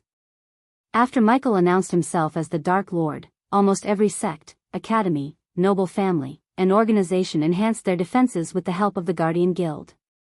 It forced Elidor to form his own group of runemasters to actively work on deactivating these runes. Even though Elidor was a 6-star runemaster, it was difficult for him to face dozens of 6-star runemasters of the Great 8 clans. Under the moonlight, Ricky saw Olivia meditating on the 3rd floor. His heart ached to see his love of life alone.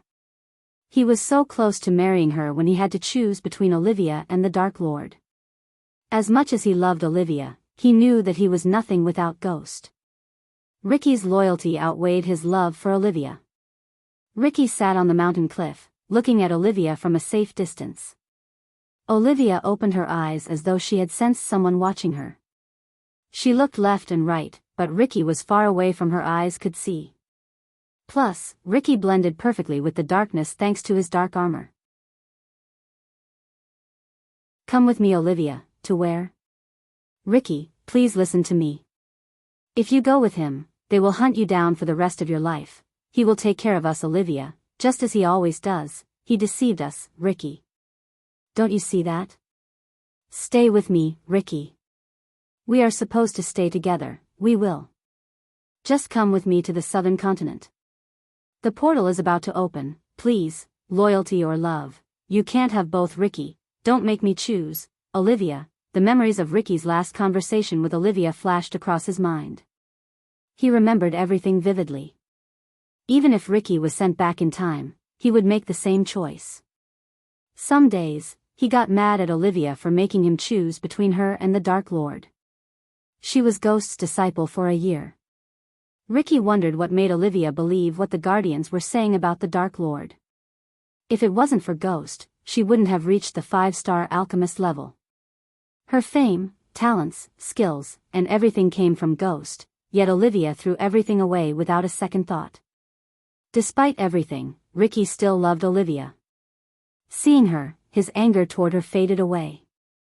He couldn't help but remember the good memories he had with her. It put a smile on Ricky's face. He had seen countless beauties in the southern continent and the army of the Dark Lord, yet no one replaced Olivia's place in Ricky's heart. His whole family nagged him to marry someone else, but Ricky outright refused to even think about another girl. Ricky's deep love for Olivia and sadness in his heart put a knot in his cultivation path. Otherwise, he would have hit the fusion stage like most of the Dark Lord's subordinates. Ricky watched Olivia talking to a few nobles. After the Guardians shut down the majestic chains, they tried to recruit Olivia to produce potions and pills for them. However, Olivia refused to play any role in the war between the Dark Lord and the Guardian Guild. Even if she joined the Guardians, Ricky didn't think the Dark Lord would mind. He was at a point where he didn't need a potion or pill. A hall filled with arrays and contraptions refined pills and potions for the Dark Lord's army instead of alchemists. Olivia was about to leave the building when she turned around.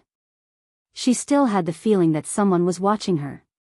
Seeing Oliva's reluctance to leave the building, Ricky stood up. He knew it was time for him to leave.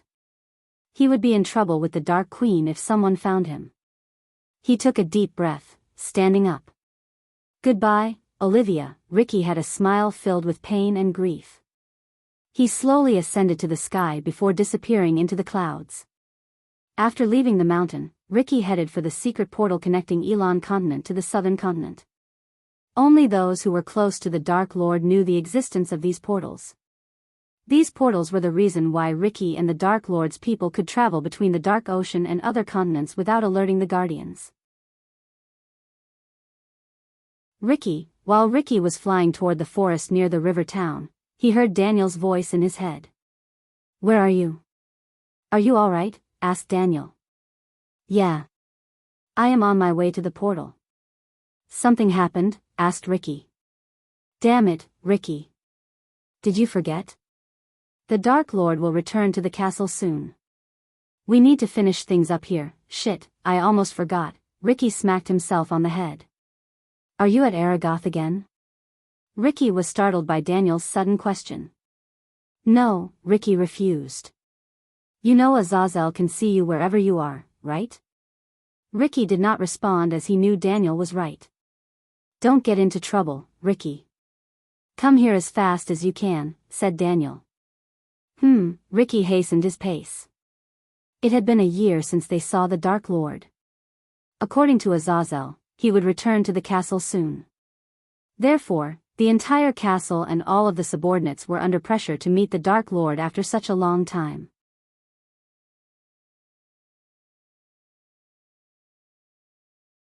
Chapter 756, Return of the Queen. While Ricky was heading for the Dark Ocean, two giant trolls were rampaging through an empty, barren land. One could see nothing but barren land except the two trolls. One troll was icy blue that stood 12 feet tall, while the second was red and stood at least 15 feet tall. These trolls sported a set of large tusks on the edge of their faces. Each troll had a big and heavy stone totem engraved with a rune that granted it a specific elemental power. The blue one, for example, had a totem that granted it ice elemental power. In stark contrast, the red troll's totem granted it elemental firepower. Despite their elemental differences, the trolls had a common enemy and glazing anger within their eyes. The ground contained several crates due to the trolls hitting the ground with their heavy totems. Of course, they missed their targets. Otherwise, the trolls wouldn't be roaring and swinging their totems left and right. With their gigantic bodies and half-immortal stage cultivation, these trolls could reduce any kingdom in Elon to the ground. Fortunately, these trolls were trapped within a pocket dimension. "Is that all you got, you fucking ugly pieces of shit?" At that moment, an annoyed voice echoed through the barren land. The trolls roared in anger as though they had understood the meaning of those words. A young woman clad in shiny black armor with a skull engraved on the chest descended to the ground. Her armor glistened under the starry sky. One could see runes radiating a dim light on her armor. A dark skull mask covered her face, but a few strands of raven black hair escaped the mask and flowed down on her shoulder. A long black scythe dangled on her back while she held a crimson-red spear in her hand. Her long black coat covering the shiny armor fluttered in the wind. The trolls roared, looking at the young woman. They banged the ground with their totems to vent their anger. The girl slowly removed the skull masking, revealing her angelic face. She was none other than Gaia herself without wearing the mask of Elia. It had been a year since she wore that mask. For the last 11 months, she had been going in and out of this pocket dimension, searching for the Dark Lord's armor piece. She hoped she was getting close to the armor piece. She cursed the past Dark Lord for filling this dimension with all kinds of weird yet powerful enemies. Without the teleportation scrolls proved to her by the Dark Lord, she couldn't have reached this point. Gaia closed her eyes for a moment as the golden spear turned jade. The spear let out a sizzling noise, reacting with her poison. Gaia threw the poison-covered spear at the blue troll. The spear soared through the air. The troll swung the totem in its hand to deflect the spear, yet it was too slow. The spear hit the troll in the chest. Grgich. The troll roared. Meanwhile, the red troll opened its mouth, breathing fire like a dragon. Gaia simply raised her hand, summoning a jade shield around her. The fire brushed past the shield. She slowly walked toward the fire-breathing troll. The blue troll was too focused on pulling out the spear stuck into its chest. Arg! The fire troll roared.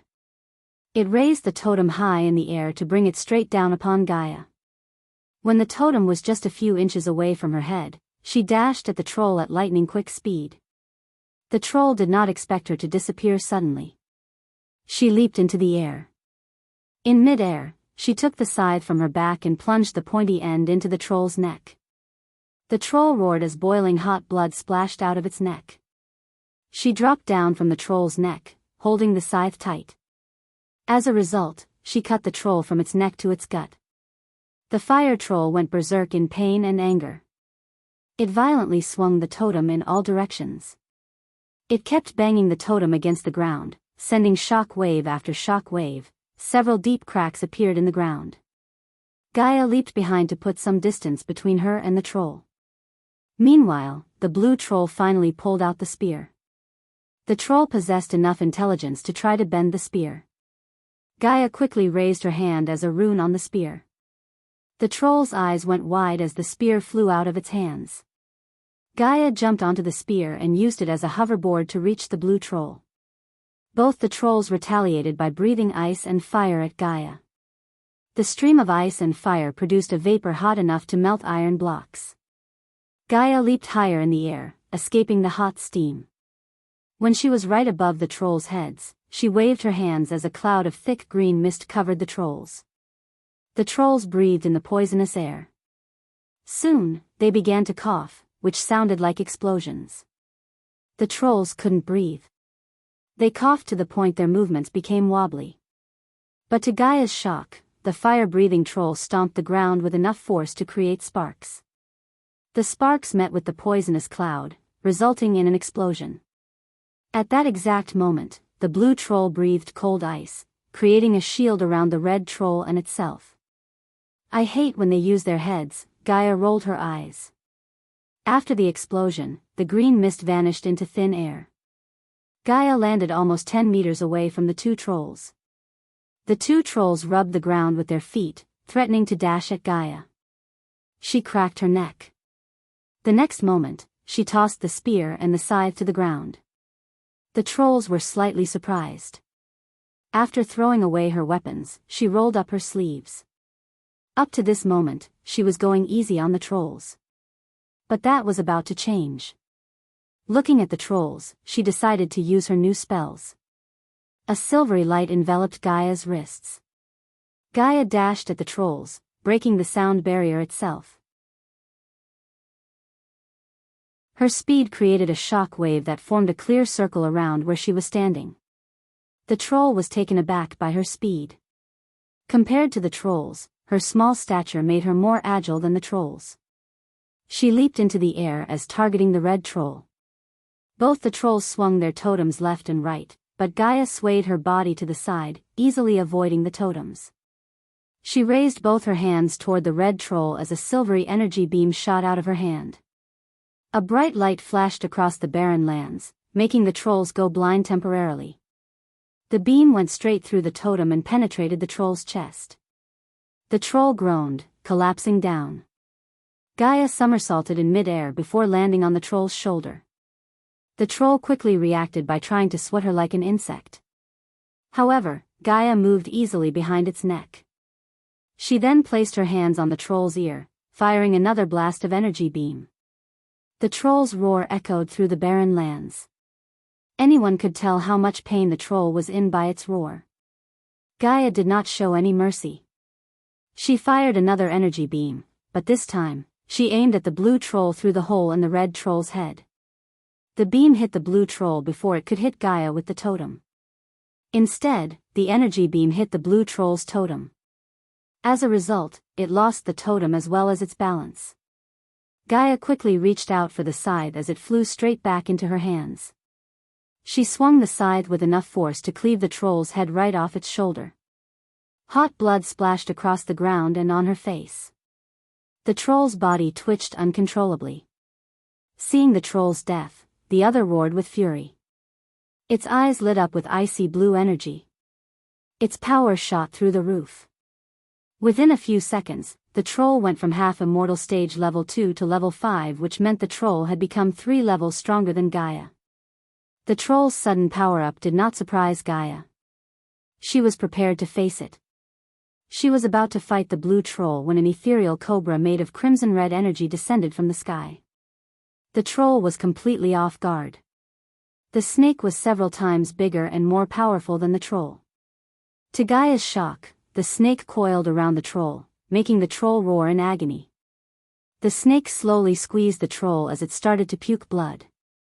Blood and guts gushed out of its body. Little by little, the troll lost its life to a gruesome death. Finally, the light of life faded away from its eyes. When the snake faded away from existence, the troll turned into a bloody mashed pulp. The air reeked of its blood and guts. Gaia rolled her eyes. She swung the scythe to remove the blood on its blade. I had that under control, Gaia raised her voice. For a few moments, she heard nothing. Silence fell over them until a gentle yet dominant voice answered Gaia. You were taking too much time, said the voice.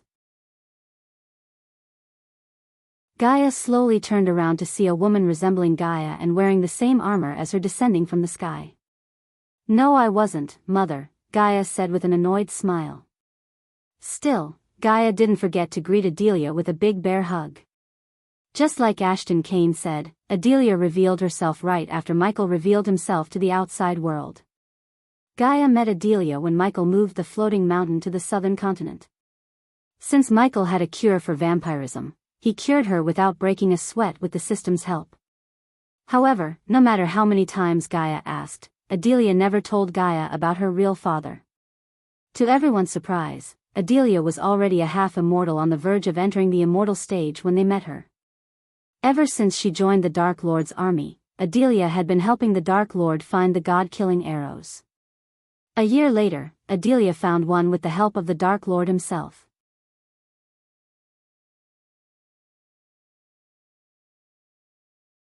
Chapter 757, City of Mvarian. Gondolin's capital Mvarian was the richest city in the entire world. This was where the Empress of Nithrol Grimfield resided. The city brought shame to the starry sky with its lit-up streets, houses with golden chandeliers, and various lights. From a distance, the city looked like a gem mine filled with various colors of glistening stones. The city reeked of richness. Skyscrapers littered the skyline.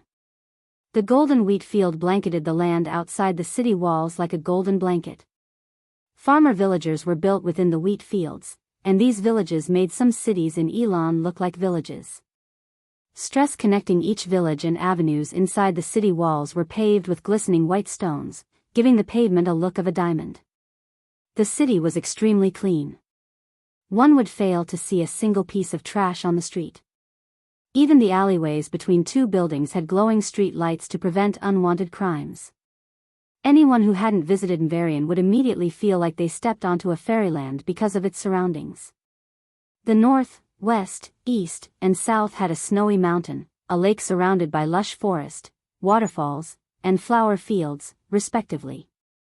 Elves had the majority in Mvarian, but that didn't mean the city had fewer other races of people.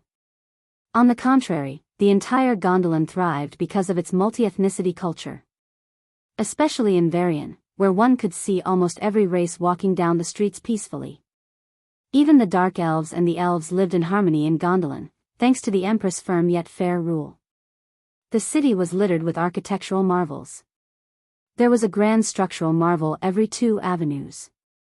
For instance, the Empress built a lotus-shaped building that stood 200 meters tall just for the farmers to sell their produce without needing a middleman. This building would open 2 times a month for the farmers. The Empress charged no tax whatsoever for the farmers who sold their produce in the farmers' market. Another example of an architectural marvel was a building built in the shape of a long sword. This building was one of the tallest buildings in the entire world. The building was 300 meters tall from the hilt to the pointy end. But all these buildings were nowhere close to the majestic castle at the city's edge. The castle was built overlooking the entire city atop a man-made hill.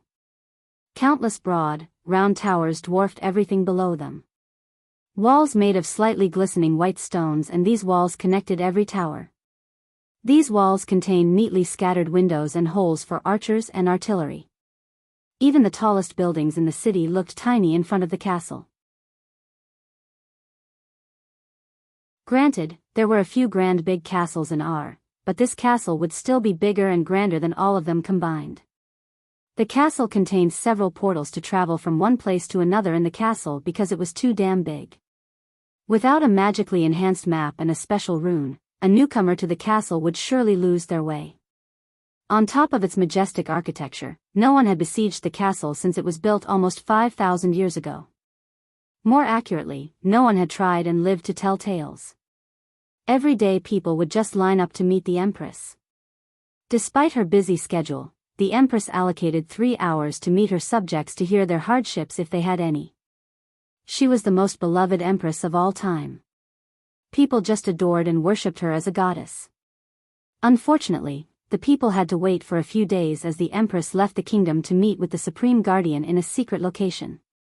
Because of her visit, she missed the annual alchemy competition that's happening in the capital.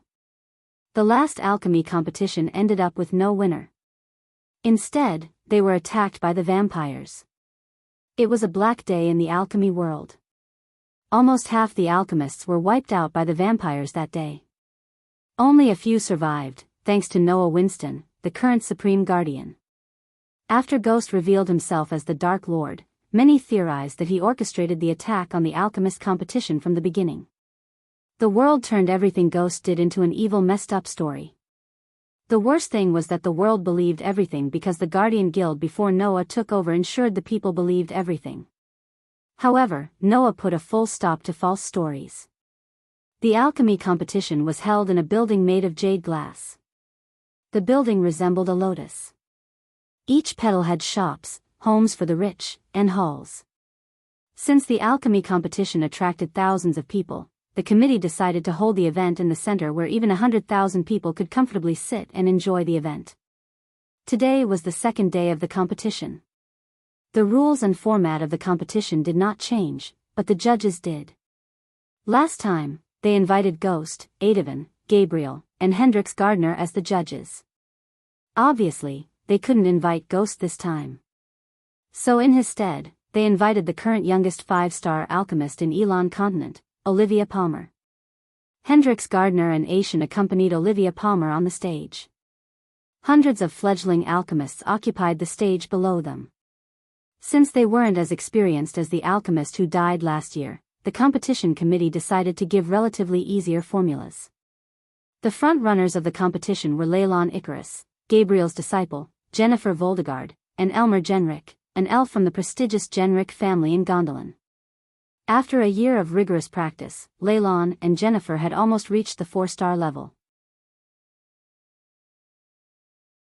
Everyone in the arena was focused on Jennifer and Leylon. Although Elmer performed well enough to reach 3rd place, his technique and purity level did not earn him people's confidence. The elves cheered for Elmer since he was their kind, but they did not have any hopes for him to win the competition. "This time, they'll honor my teacher by winning this competition," said Leylon, standing on the field next to Jennifer. "Last time, the competition was rigged. I was robbed of my 1st place," Leylon complained. The hall had an array to prevent the cheers and outside noise from the spectators from reaching the competitors. However, if the crowd was silent, they could hear any sound from the field. Unfortunately, they were still buzzing as they failed to hear Leylon's words. Jennifer tried to remain calm. Even though she was a clone of the Sky Hall, she had her own thoughts and feelings. Hence, she felt annoyed by Leylon's constant nagging. "We both knew Noah was winning last year," said Jennifer. She glanced at Elmer for his thoughts, but the elf was busy cleaning his jade table. "Sorry, I didn't know that." "But hey, I also knew your sister was working for the Dark Lord," snickered Leylon. Eve Voldegard was one of the people who followed Ghost to the southern continent despite what the world said about him. Because of Eve's decision to follow the Dark Lord, the Voldegards were forced to disown Eve. As far as the Guardians were concerned, she was a criminal for following Michael. Noah did not punish the Voldegards for Eve's choice. However, they were secretly monitoring the Voldegard family. "Don't talk about my sister," Jennifer gritted her teeth. Not that Leylon's words angered Jennifer, but if the real Jennifer was here, she would have gotten angry. Thus, the clone did the same to play her role correctly. "What was the committee thinking when they decided to allow you to compete?" Leylon growled. Why do you care since you are so sure about winning the competition? Jennifer replied. Humph, Leylon snickered. On the other hand, Elmer remained silent without putting his nose into their conversation. Instead, he cleaned the jade table spotless as though he hated dust on his table more than anything. The jade table reflected his clean-shaven face with blue eyes, a square jaw, and striking golden hair. Elmer was not a talkative type. Since the competition had started, he barely spoke. Finally, the crowd became silent when the bell rang. Everyone quickly shut their mouths as the alchemists' bodies tensed. They all looked at the judges. Aishin rose from his chair and made his way to the edge. He glanced over the field with the alchemists. It's my honor to welcome you all to the second day of the competition. Once again, I have to thank Her Imperial Majesty for providing us with such an exquisite venue and protection. We couldn't have done this without Her Imperial Majesty's aid, especially what happened last year. As before, please mourn for the lost ones for a minute in silence, please. The crowd rose from their chairs to pay their respect to the alchemists and people who lost their lives at the competition last year. Silence swept across the arena. The people closed their eyes, lowering their heads. Thank you, Aishin's words broke the silence. Without a further ado, let us begin the second stage of the competition. To start it, I'd like to welcome the youngster 5-star alchemist in the Elon continent and the head of alchemy in Aragoth, Miss Olivia Palmer. As soon as Aishin united Olivia to the front, an awkward silence occupied the arena. Few mumbled something under their breath. Everyone stared at Olivia with different looks. Some admired Olivia for not following the Dark Lord, while some had hostile looks as they thought she supported the Dark Lord in the shadows. Olivia was used to their gazes. She took a deep breath and walked to Aishin's side. Thank you for your good words, Lord Aishin. But I must remind the world that I am not the youngest 5-star alchemist. We all know who the youngest is, people gasped in shock. They couldn't believe the guts of Olivia to speak such words. Even Aishin and Hendrix were startled by her words. All I wanted to say is, do not let the past and one person's actions pollute the beautiful world of alchemy, Olivia calmly said. Your challenge for the second round is you have to brew the Lucid Dreams potion in under 2 hours. To help you brew it, you will receive the recipe and 3 batches of ingredients. As the competition began, several people were on their way to kidnap someone important. These figures were using the forest outside the city as their cover. With their black armor, they perfectly blended with the environment. The competition was really cursed as it attracted the wrong crowd for the second time.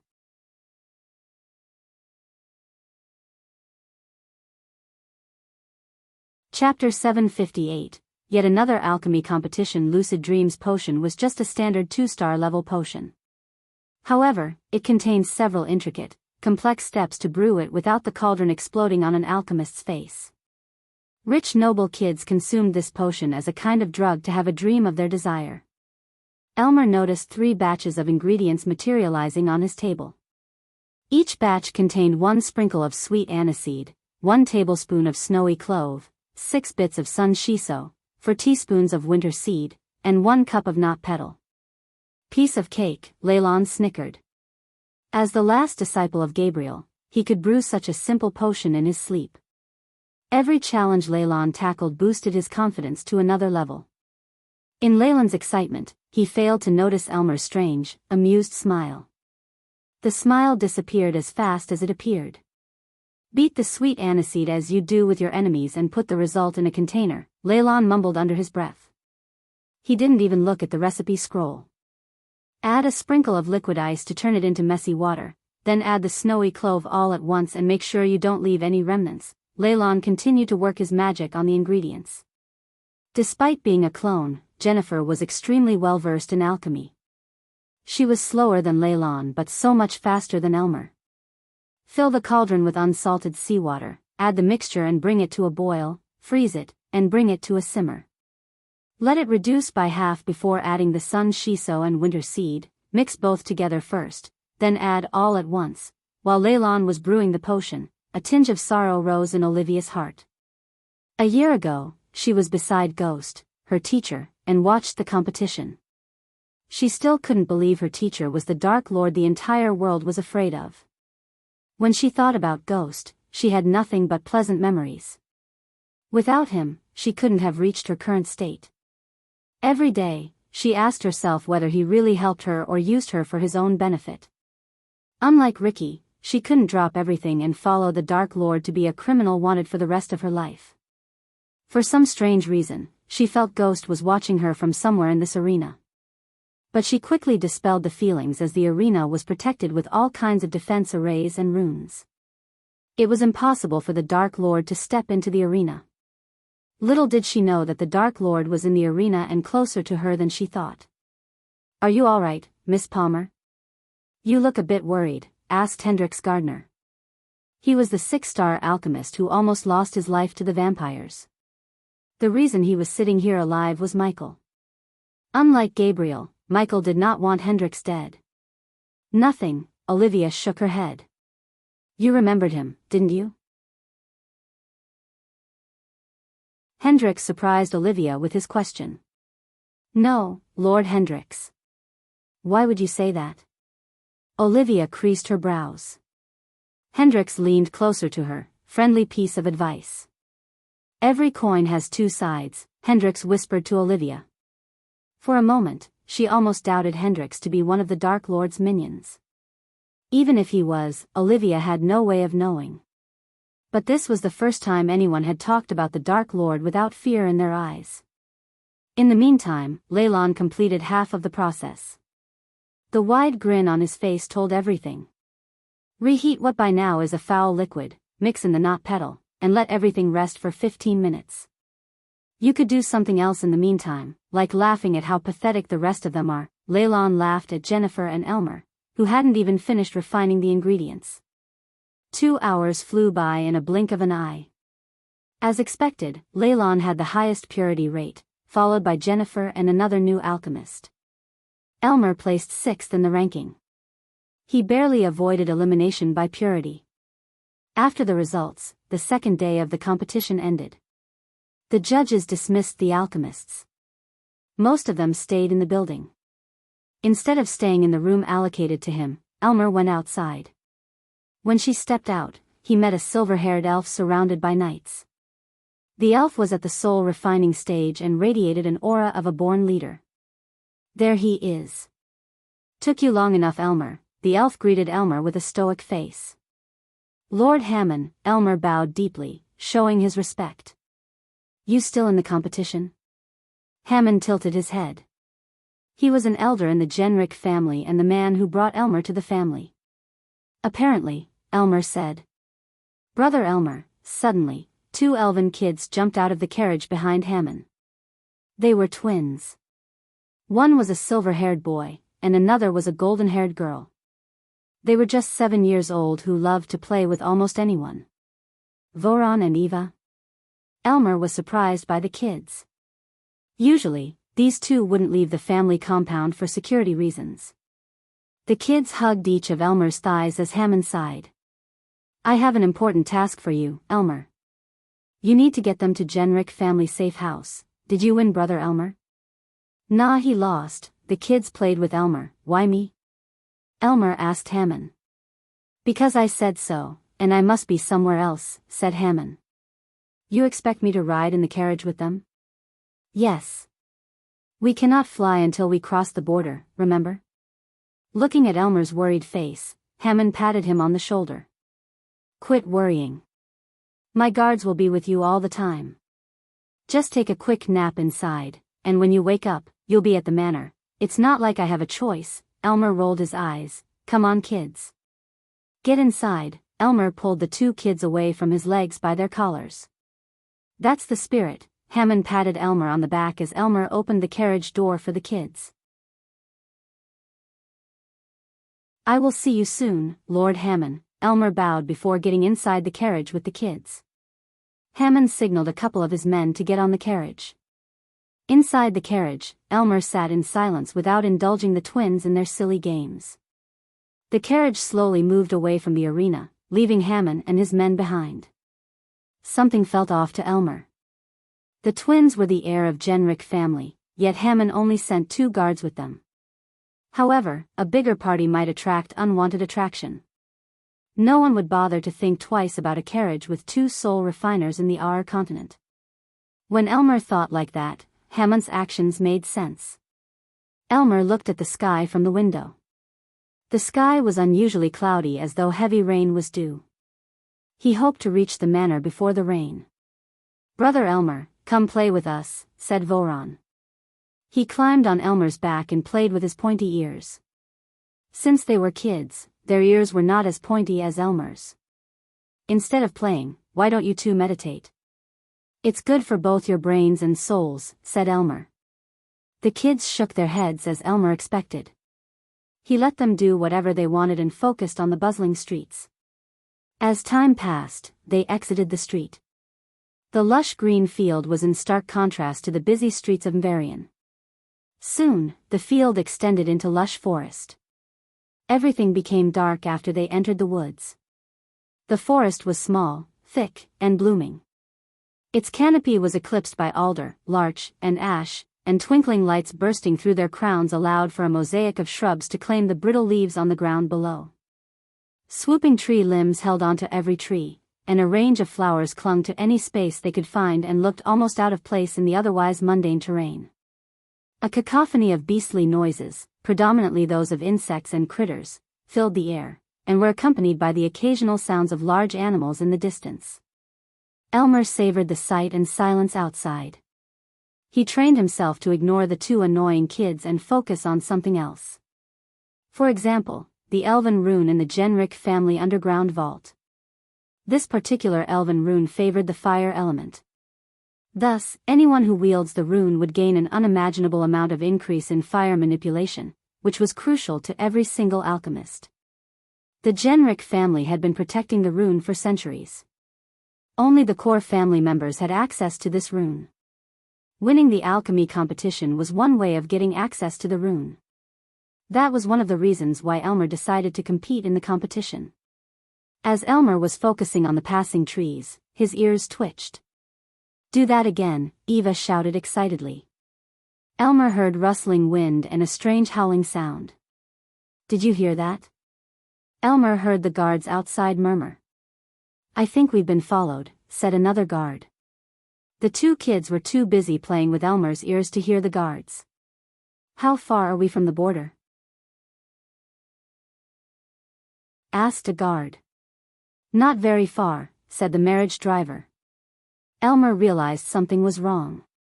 He creased his brows. "You too," Elmer grabbed the kids by their necks as though they were his kittens. "Stay here," said Elmer. "Are we going to play hide and seek?" asked the boy. "Kinda." Soon, the carriage sped up. As a result, the carriage bobbed up and down. The ride became extremely uncomfortable. Elmer grabbed his seat tight to balance himself. "We are being followed." "I see figures in the woods," said a guard. His voice had a tinge of panic. Suddenly, Elmer heard a thud. "Hey Dash!" Another cry resonated in the area but was cut short abruptly. Elmer felt the carriage slowly coming to a halt. "Why are we stopping?" asked Eva. "Aren't we playing hide and seek?" asked Elmer. "Really?" The kids' faces lit up. They had been nagging Elmer to play with them since they first met. So when Elmer agreed to play, they were so excited. "Yes. I am going to close my eyes, and you are going to hide within this carriage." "Ah. Where do we hide in here?" Eva complained. "I don't know, but that's the rule." "To make it a fair game, I will step outside," said Elmer. Having no choice, the kids nodded. Finally, Elmer opened the door and stepped outside the carriage. They were in the middle of nowhere. When Elmer walked to the front, he saw an arrow sticking through the driver's head. The very next moment, several figures dressed in dark armor stepped out of the shadows. Each of them was at the soul refining stage level 5. Elmer counted at least 12 of them standing around him. "The kids inside," one of the dark-armored figures asked Elmer. "Hand them over to us, and we will kill you painlessly," the figure threatened Elmer. Michael will make his appearance in the next chapter.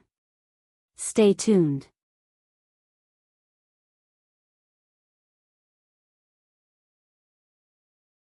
Chapter 759, Dark Lord returns. No can do. Elder shook his head. He wasn't going to hand over the twins to these people.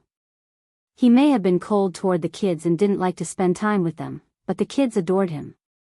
His heart simply refused to give the kids to the strangers. The black-robed figures chuckled. The elf before them was just at the core formation level 1. They could kill him without breaking a sweat. Nonetheless, the black-robed figures saw no signs of fear in the elf's eyes. Elmer cracked his neck. "Kill this fool and take the kids," the black-armored man ordered one of his men, who stood a couple of meters away from Elmer. The black-armored figure unsheathed his dagger. He strolled toward Elmer playing with his dagger. The black-armored figures expected Elmer to cast a spell or at least poise to defend himself. Contrary to their expectation, Elmer remained still. The black-armored figures thought Elmer had frozen by fear. The black-armored figure raised the dagger before plunging it onto Elmer's back. To the man's shock, the dagger shattered into pieces when he stabbed Elmer. His hand went numb. He felt like he stabbed a concrete block. The man was completely off guard. His eyes widened behind his mask. The trees in the forest swayed as an ominous feeling swept across them. They heard wolves howling in the distance. Thunder rumbled alongside the wolves. Suddenly, the black-armored figures saw Elmer's eyes turn completely black. Black bolts of lightning crackled around his body. Slowly, the area around the carriage grew darker and darker. The black-armored figures took a step back in fear. They had a bad feeling seeing the darkness around them. Elmer's expressionless face changed. Instead, a devilish grin emerged on his face. Chill ran down the black-armored men's spines. They trembled in utter fear. Suddenly, everything turned completely black for a moment. When the darkness disappeared in a flash, Elmer disappeared from their sight. The men looked around frantically. The forest once again became completely silent. "Brother Elmer, we are ready. Come find us," the playful voice of the kids cut through the ominous silence. "Keep hiding, kids. I have to clean up a few rodents." The black-armored men heard Elmer's voice echo through the forest. However, they couldn't locate him. "Rodents, you. We do not want them in here," said the kids. "I am sure you don't," said Elmer. The black-armored figures unsheathed their weapons. A breeze of wind brushed past them. They didn't even blink. Fear crept into their hearts. "Where dash?" a black-armored man tried to shout, but his shout was cut short abruptly. His head exploded into red mist. The rest were startled. They had no idea what just happened. Under their shocked gazes, a thin veil of energy appeared around the carriage. He's dead." "What happened?" one of the men stuttered. Everyone trembled to see the blood spewing out of their friend's neck. One moment he was fine, and the next, his head exploded like a watermelon. Once again, a breeze of wind brushed past them. Following the wind, another head exploded. The black-armored man who stood beside the man fell down in shock. Blood splashed across his face and the ground. Yet, they didn't see what just happened. One by one, heads exploded. Fuck it, some dropped everything they had and tried to run into the woods. But a dark beam came out of nowhere and penetrated their heads. They died instantly. Only one survived the quick massacre.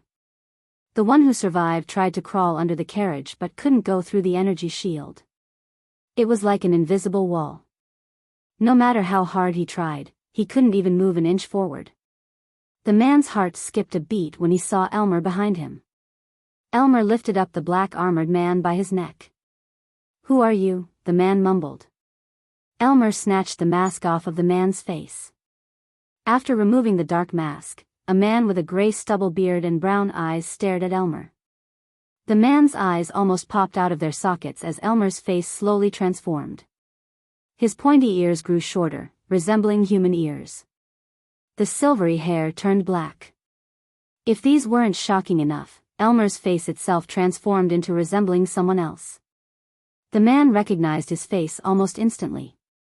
In fact, everyone in the world would recognize the face because the Guardian Guild had posted thousands of posters worldwide with his face on. Dark, dark, Lord, the man muttered. He couldn't believe that out of all people, they actually stumbled upon the Dark Lord himself. They were actually ordered to kidnap the kids where the Dark Lord was. The man's mind went blank. Everyone in the world knew how he slaughtered hundreds of guardians, including immortals, before he obliterated Ithilien to oblivion. "What's your name?" asked Michael. "Thamer," the man mumbled. It had been a year since Michael took the identity of Elmer, an elf, and infiltrated the Enrich family. A lot of things have happened since he exacted revenge against Thusia. One of the major things was the system going offline. He upgraded the system from version 7 to 8. To Michael's surprise, the system required an entire year to upgrade itself. But before it went offline, the system required Michael to get his hands on the elven rune in the Enrich family without revealing his identity for some reason. To the outside world and his minions, he disappeared and went underground. But in reality, Michael was staying with the Enrich family, slowly gaining their trust and working as an amateur alchemist. Only a few knew about Michael's current identity, which included Gaia and her mother. While he was living with the Enrich family, Gaia and her mother continued the search for the god-killing arrows and his armor pieces. Michael was so close to getting access to the secret vault, which was protected with all kinds of runes and arrays, that even Elidar had trouble breaking them. Since the system strictly advised Michael not to reveal himself, he didn't take the risk of letting Elidar take a crack at the arrays and the runes. Hence, Michael chose the good old ways. To be honest, Michael loved the fresh air. He let his subordinates handle everything back in the southern continent. The Guardians poured all the resources into finding him in the southern continent while Michael lived right under their noses. Plus, he was able to get a good understanding of Ar and Empress Nithrol Grimfield. Unfortunately, because the system went offline, Michael couldn't break through to the immortal stage. Everything was going great until these assholes decided to ambush him and the two annoying kids. Whoever sent Thamer just made it into Mysahiel's kill list. "You know who I am, right?" asked Michael. Thamer bobbed his head up and down. "So you know what I can do to you and everyone you know and care about?" Michael's eyes glimmered with killing intent. Thamer's heart skipped a beat. "But I will give you a chance to avoid all that bloodshed. Answer my questions, and I won't kill your loved ones. Do you understand?" Thamer did not understand as Michael tightened his grip around his neck. "Do you understand?" Michael's voice became demonic for a moment. "Yes," Thamer immediately nodded in utter fear. "Who sent you?" Michael asked the simple and the most obvious questions. Considering his time in the Enrich family, he could say the Enrich family had no enemies hostile enough to kidnap the twins. A criminal act like this would get them the most brutal punishment there was from the Empress herself. The Empress was kind and brutal at the same time. Her war gods would go to any lengths to find out the kidnappers and bring them to justice. These war gods were the main reason why Gondolin had so few criminals. But if someone had sent people after the twins to kidnap them despite everything, Michael wanted to know who this daredevil was. "Hammon, Lord Hammon sent us," Thamer blabbered almost immediately without a second thought. The Dark Lord frightened him more than Hammon ever did. "That fucking rat. It seems I am not the only one with hidden agendas in Enrich family," said Michael. "Where do you plan to meet Hammon again?" "In a cabin not very far from here," Thamer answered Michael truthfully. Luckily for Thamer, Michael saw no signs of him lying. Otherwise, Thamer would be on the ground dead without a head. Finally, after hearing Hammon planned the ambush, Michael wanted to know why. He had a strange feeling that he could use Hammon to speed things up. Michael turned his gaze toward the carriage. With a flick of his wrist, he took out a silvery vial from his space ring. He threw the vial at the carriage as it shattered on the ground. Puffs of white smoke emerged from the broken vial and floated into the carriage. "Take the kids to Hammon as you planned. If he asks about Elmer, tell Hammon you killed him. Got it?" Thamer nodded frantically. Michael finally released his grip around his neck as Thamer collapsed down. He coughed several times. The rosiness slowly returned to his face. He picked himself up and slowly walked toward the carriage. When he got close, the energy shield around the carriage faded away. "Go on," said Michael. Thamer opened the carriage door. To his surprise, the kids were sleeping on the couch. More accurately, they lost consciousness by inhaling Michael's knockout gas. Eventually, Thamer picked up the two kids and returned to Michael. Michael looked at the twins peacefully sleeping on Thamer's shoulder. He then took out a scroll and tore it in half. Suddenly, several runes materialized in the air. "We are free to fly to the cabin," said Michael. Thamer led Michael through the woods toward Hammond's cabin. He didn't dare to utter a word or try to lose the Dark Lord. He knew messing with the Dark Lord would only lead to his death. Thamer just wanted this nightmare to end. He had already lost his men and did not want to lose his life too. On the other hand, Hammond was waiting for good news inside his cabin. Little did he know the Dark Lord was coming to greet him.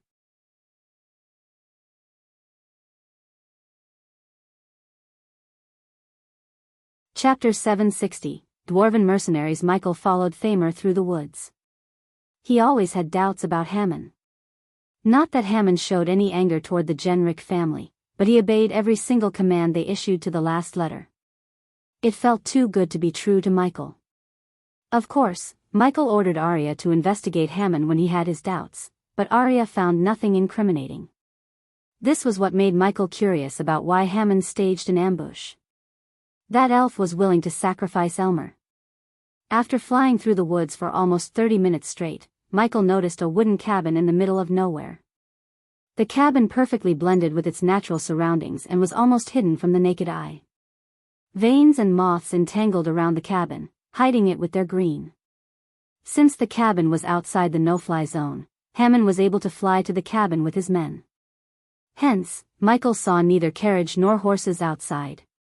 "Go ahead," Michael gestured at Thamer to go to the cabin first. Instead of following Thamer behind, he decided to stay behind and see Hammond's true face for a change. Thamer nodded before flying straight to the cabin. Standing outside the cabin, Thamer knocked on the door. "Thamer," Michael heard Hammond's voice coming from within the cabin. "It's done," said Thamer. Finally, the cabin door opened. Michael stayed hidden in the woods, looking at Hammond opening the door. Michael scanned the cabin to realize Hammond had brought backup with him. But they didn't look like Hammond's personal guards from the Enrich family. These guards wore some kind of flaming armor. Moreover, they were shorter than an average human. They had long, bushy beards, messy hair, and bulky arms. Simply put, they were dwarves. "Moguls," Michael mumbled under his breath. The Moguls were a mercenary guild from the Dwarven Kingdom. The vilest and most ruthless dwarves exiled from their homeland formed this brutal mercenary guild that would do anything for the right price. They were like the Grim Reapers but less secretive and more ruthless. They didn't end up on Michael's radar until now. They had been escaping the war gods using the mines and mountains. To be honest, Michael was surprised to see them with Hammond. Usually, the dwarves loathed the elves. Thus, if they were working for Hammond, he must have offered them a handsome payment. "There they are," Hammond licked his lips. His eyes turned predatory, looking at the twins. "They are alive, right?" asked Hammond. "Yes," Thamer nodded. "Something's wrong," Michael heard a dwarf growl. Michael was surprised by the dwarf's perception. Following the dwarf's statement, all his buddies unsheathed their weapons.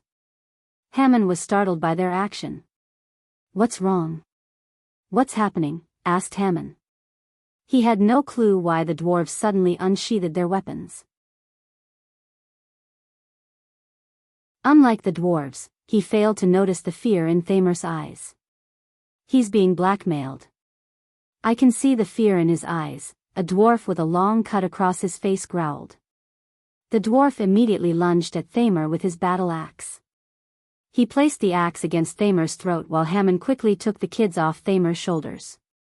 He threw the kids on the table like they were toys. Another dwarf kicked Thamer on the knees to bring him to his knees. Instead of questioning Thamer, the dwarf just stared into his eyes. He is not himself. Someone forced him to do this, said the dwarf. Once again, the dwarves surprised Michael. Despite their lust for blood and booze, they actually showed some intellect. They didn't even believe Thamer for a minute. Just by looking into Thamer's eyes, the dwarves figure out he was forced. Michael calmly watched everything that was happening inside the cabin. We are all fucked, mumbled Thamer. Tears rolled down from Thamer's ears without his control. Thamer's tears completely dazed Hammond. He knew Thamer for years. Thamer was one of the most ruthless and heartless bastards he had ever known in his life. But he was sobbing like a little child. Thamer, what the hell are you talking about? Hammond asked Thamer. He yanked Thamer by his collar. Before Thamer could utter another word, a bright light flashed across the cabin. The dwarves were startled. Soon, a sudden gust of wind snuffed out all the candles in the cabin. Darkness fell over the room. Hammond couldn't even see his own hands before his eyes. The dwarves quickly lit the lanterns dangling on their waists. Since they traveled through dark mines, they all had lanterns to light their way. Hence, they quickly fought off the darkness with the lanterns. The lantern light dimly lit the room with a shade of orange. Hammond let go of Thamer and moved closer to the twins. Someone's here, said a dwarf. Hammond's ears twitched as he heard footsteps. The footsteps sounded louder and louder until the door creaked. Every single pair of eyes were locked onto the door. They expected someone to open the door wide open any second. As they expected, someone did open the door. In the dim light, they saw Michael walking into the cabin. The dwarf near the doorway lunged at Michael without a second thought. Only when he was in midair the dwarf recalled the face. His eyes widened in shock. But it was too late as Michael caught the dwarf by his neck in the air. The dwarf's feet quivered as he started swinging his battle axe at Michael to cut his head. Hammond heard a cracking sound as the dwarf stopped quivering in Michael's hand. The battle axe fell off the dwarf's hand and hit the ground with a loud thud. The Dark Lord, Hammond mumbled under his breath. His predatory eyes glistened with fear. The dwarves took a step back. To a man who killed immortals, killing a bunch of soul refiners was as easy as lifting a finger. The dwarves were not stupid to rush into battle head-on with the Dark Lord himself. Judging by the situation, the dwarves knew the only way to escape was through negotiation. They just hoped the Dark Lord was in the mood for talks. We can have a civilized conversation if no one pulls any stupid stunts, said Michael. Michael dusted off his arms. With a flick of his wrist, he pulled a wooden chair toward him. He turned the chair around and sat backward. The dwarves and Hammond looked tense. It was no surprise, though. One could say the dwarves were holding well. Many would have wet their pants. After the terror campaign the Guardian Guild and the Great Eight clans held against Michael, he didn't need fear toxin to scare people. The Guardians and the Great Eight clans wanted to stop people from believing in the Dark Lord or worse, worshipping him as though he was a god. The fear worked in Michael's favor. He never expected people to worship him. Instead, Michael wanted them to fear him. That was why Noah stopped the campaign to spread fear throughout the world, as he knew the Dark Lord wanted just that. Still, Noah was too late. The Guardian Guild and the Great Eight clans did a fantabulous job of scaring people. Even the criminals shivered at the mere mention of the name Dark Lord. Now let me hear why you want to kidnap those two. If I am not wrong, you should be protecting them. This doesn't seem like protecting, said Michael. Hammond felt reluctant to speak. Michael just lifted his finger as a lightning bolt shot out of his fingertips. The lightning bolt went straight through Thamer's head, instantly killing him. The dwarves jumped back in shock. Thamer wasn't weaker than any of them. If the Dark Lord could kill him with a single lightning bolt, they could only imagine what he could do when he used his full power. They realized the stories they heard about the Black Day were not at all exaggerated. In case the system hadn't gone offline for a year, Michael would have reached level 3 immortal stage. Unfortunately, he was being bottlenecked by the system. As you can see, I am not a very patient guy. So you should answer me without testing my patience, said Michael, crackling his fingers. Thamer's boy was on the ground with a big hole in his head. Blood still oozed down from the hole. His eyes were filled with terror and shock. At least he died instantly without suffering. Hearing Michael's words, Hammond gawked around the cabin. Everyone in the room knew there was no way of escaping without the Dark Lord's permission. However, Hammond couldn't reveal his story in front of these dwarves. Michael noticed his hesitation and sighed. You seem to want more privacy. That can be arranged, said Michael. When he turned his gaze at the dwarves, they realized he was about to kill them all. Fuck this and fuck you, one of the dwarves roared. He didn't want to go down without a fight. The dwarves would rather fight and die fearlessly than beg someone else for their lives. A dwarf raised his battle axe to bring down upon the Dark Lord with full force. However, his body froze as the battle axe slipped off his hand. Michael's eyes lit up. The very next moment, the dark beams shot out of his hands and bounced off from dwarf to dwarf, killing everyone except Hammond in a blink of an eye. The dwarves didn't even have the chance to defend themselves. After the dark beams disappeared as quickly as they appeared, puffs of smoke escaped Michael's eyes. One by one, the bodies hit the ground with a thud. Hammond's mind went blank. He paid 1,000,000 gold coins to the mercenaries to get them to work for him. Unfortunately, his 1,000,000 gold coins went to waste. I am not going to ask you again. Tell me why you stage an ambush and kidnap the twins, asked Michael. This time, his voice became colder and demonic. Hammond felt the pressure from the Dark Lord's piercing gaze. Having no choice, Hammond began to reveal his backstory. After hearing his full story, he just hoped the Dark Lord would understand his motives. Only Hammond knew the Enrich family was not as they seemed to be.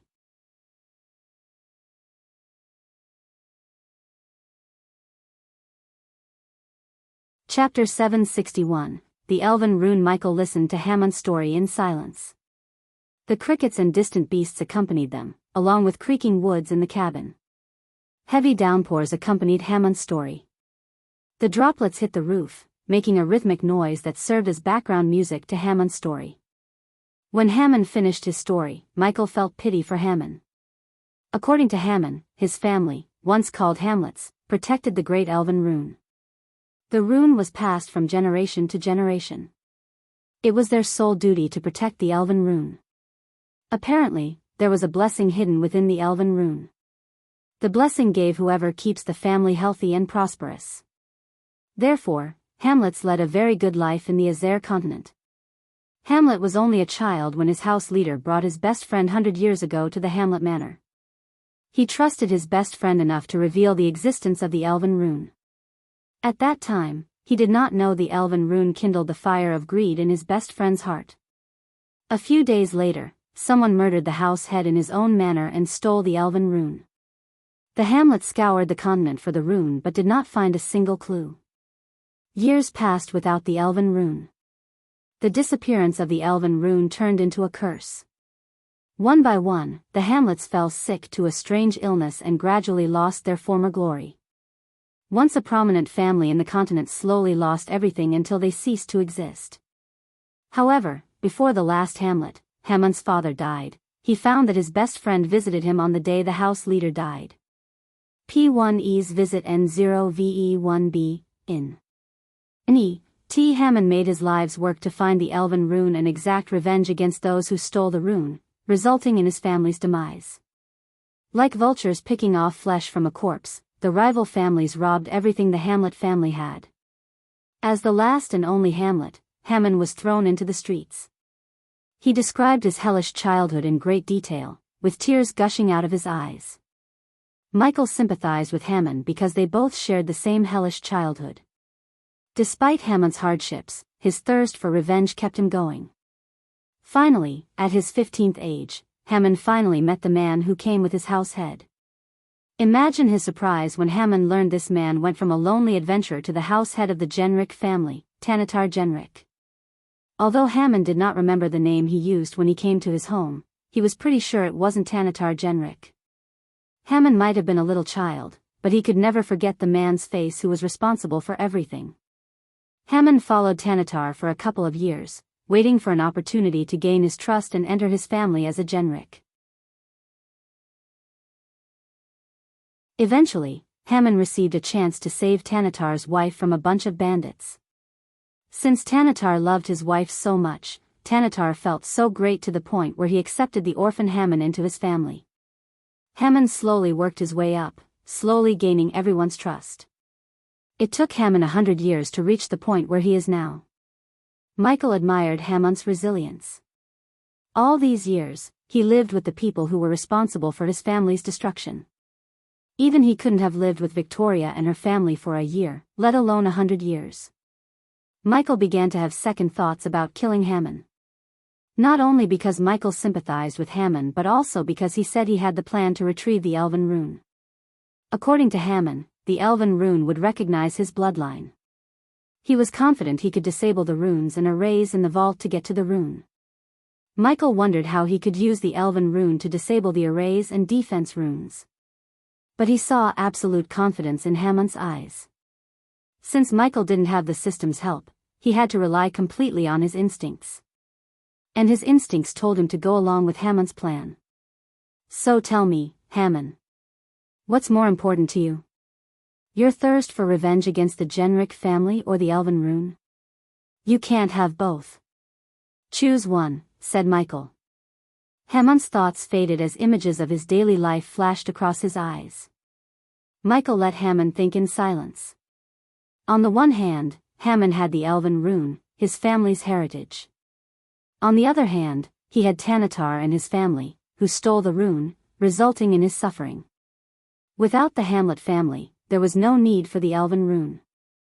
That rune didn't have the power to bring his family back.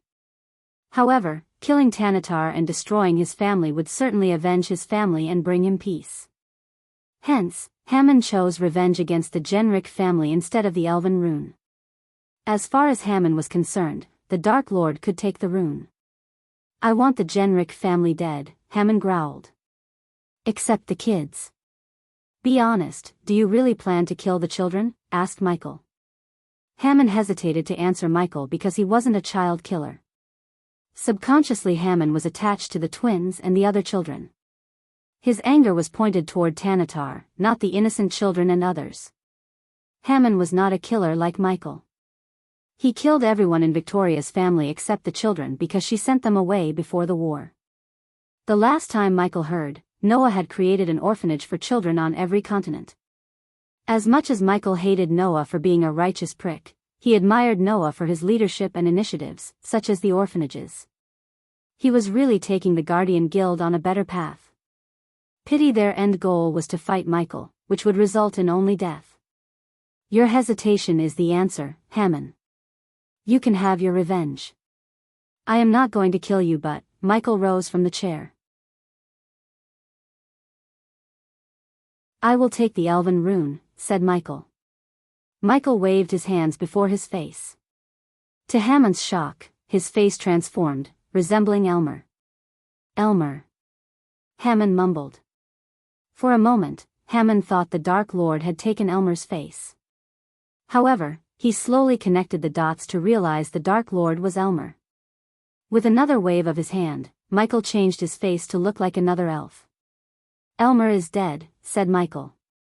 Now, get your plans on the road. As I said before, I am not a very patient guy. Asterisk asterisk asterisk asterisk asterisk asterisk asterisk asterisk asterisk asterisk asterisk asterisk asterisk asterisk asterisk asterisk asterisk. The Genrich family mansion was located on the outskirts of Mvarian. The mansion would have seemed identical to any other in the prestigious neighborhood to the outside viewer. Large curtained windows set in solid concrete walls and burnt silver tiles on the roof. Stone statues and a large metal gate guarded the entrance, a freshly trimmed lawn, flowering bushes, and sunlight reflecting off the surface of a fountain on a typical warm summer day. A well-kept gravel path led to automatic double doors. Inside rested several priceless artifacts proudly.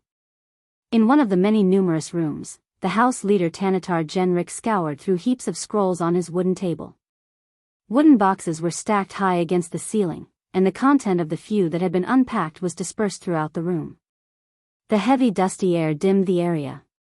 Outside his room, the Genrich family went on with their life as any other usual day. Tanatar Genrich was a gentle-looking elf with blue eyes and long striking golden hair. Despite retiring from being an adventurer 100 years ago, he still had muscles underneath an inch of fat. One could easily see the deep scar on the side of his neck. Tanatar liked to be left alone in his storeroom. In this room, only he and the thousands of scrolls in which one might hold an answer to his long search. Only by one, he picked up a scroll, opened it up, read its contents, and threw it away with a glimmer of disappointment.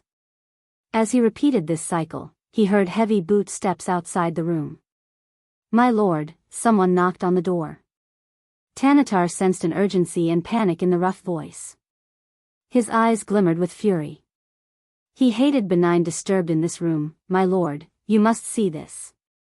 It's about the twins." As soon as Tanatar heard these words, the anger in his eyes faded. Tanatar waved his hands as several runes glowed on the door. Soon, these runes faded away, unlocking the door. The door clicked open. "My lord," a soldier rushed into the room and dropped to his knees. He reached out a scroll toward Tanatar. Tanatar immediately frowned, looking at the blood stains on the scroll. Tanatar picked up the scroll and opened it up to read its contents.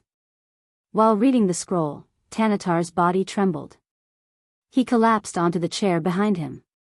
The soldier's body jerked as Tanatar banged the table. The mountain of scrolls crumbled down, making the room messier. "Show me the box." Tanatar stood up. He followed the soldiers to the front lawn, where he saw several soldiers and family members gathered around. "Move aside, Lord Tanatar is here." Everyone moved aside, making way for Tanatar to the wooden box on the ground. The air around the box reeked of blood. The soldiers already had the box opened. When he reached the box, Tanatar saw a severed head with open eyes staring at him. "It's Sira, my lord," said the soldier who led Tanatar here. Sira was one of Hamon's personal guards. "This note was in the box, my lord." Another soldier handed over a blood-stained note to Tanatar. "If you want to see your children alive and not as heads in boxes, come to the Lonely Mountain." Tanatar read the words on the note.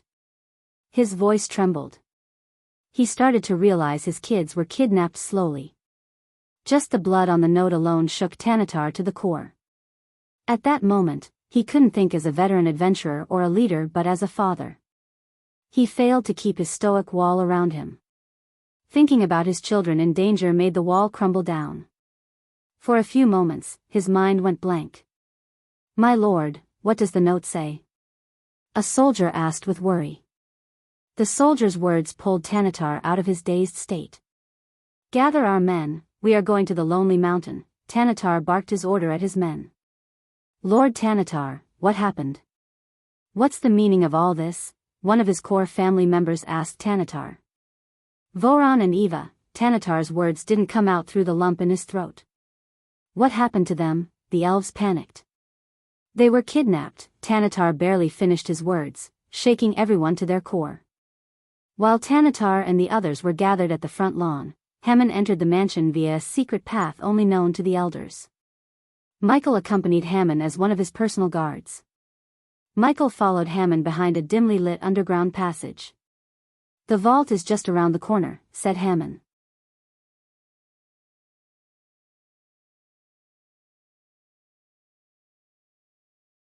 Chapter 762. Two sides of the coin. Michael followed Hamon until he reached a giant door made of some kind of silver metal. The door was built with countless nuts and bolts. On top of these mechanisms, Michael sensed countless runes. Hamon stopped a meter before the steel door. He looked around as though he was searching for something. Michael wished he had the system to disable all the runes. Luckily, Michael had an expert in runes. He was about to call for Eladir when Hamon raised his palm. Michael noticed a glowing rune on Hamon's palm. For some reason, the gears in the door started to move faster and faster. Additionally, icy blue runes began to radiate brighter light on the door. Michael heard these mechanisms rolling within the door. Hammond slowly moved his palm toward the door. When Hammond's palm was just a few inches away from the door, an invisible force pulled his hand toward it. Hammond's hand got stuck on the door. Hammond did not shout but seemed relatively calm.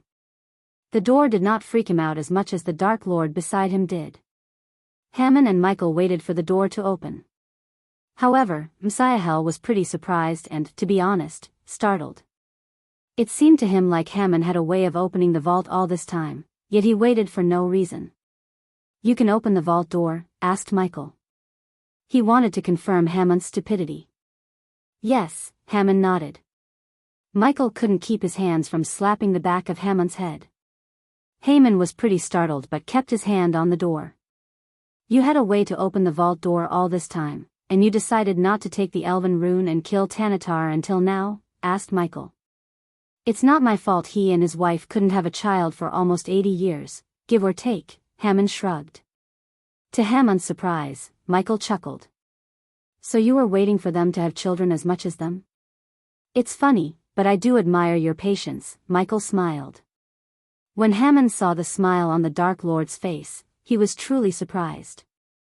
His smile brought such warmth to Hammond's heart and almost made Hammond wonder why in the hell everyone was afraid of this guy. He looked so friendly and good-looking with a smile. Michael did his best to keep the pressure of being the Dark Lord gets to him. He didn't want to end up like his previous self, who had to reset the entire universe to fix his mistakes.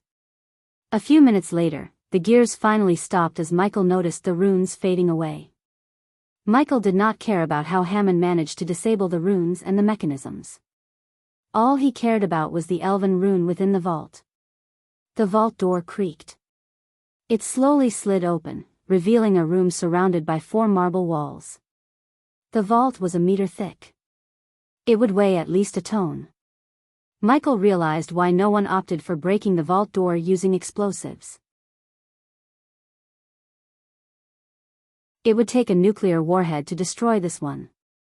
In the center of the room, Michael saw a golden plate hovering in the air within an energy shield. There was a glowing rune on the golden plate. It suddenly pulsated a wave of energy as though it had sensed something. At that same time, the rune on Hammond's palm produced an otherworldly whistling noise. The golden plate moved toward Hammond but was stopped by the energy shield. Hammond's legs turned to jelly, seeing the rune after so many years. He slowly took a step forward. On the other hand, Michael walked toward the elven rune to find a way to free it from the energy shield. Michael's eyes flickered.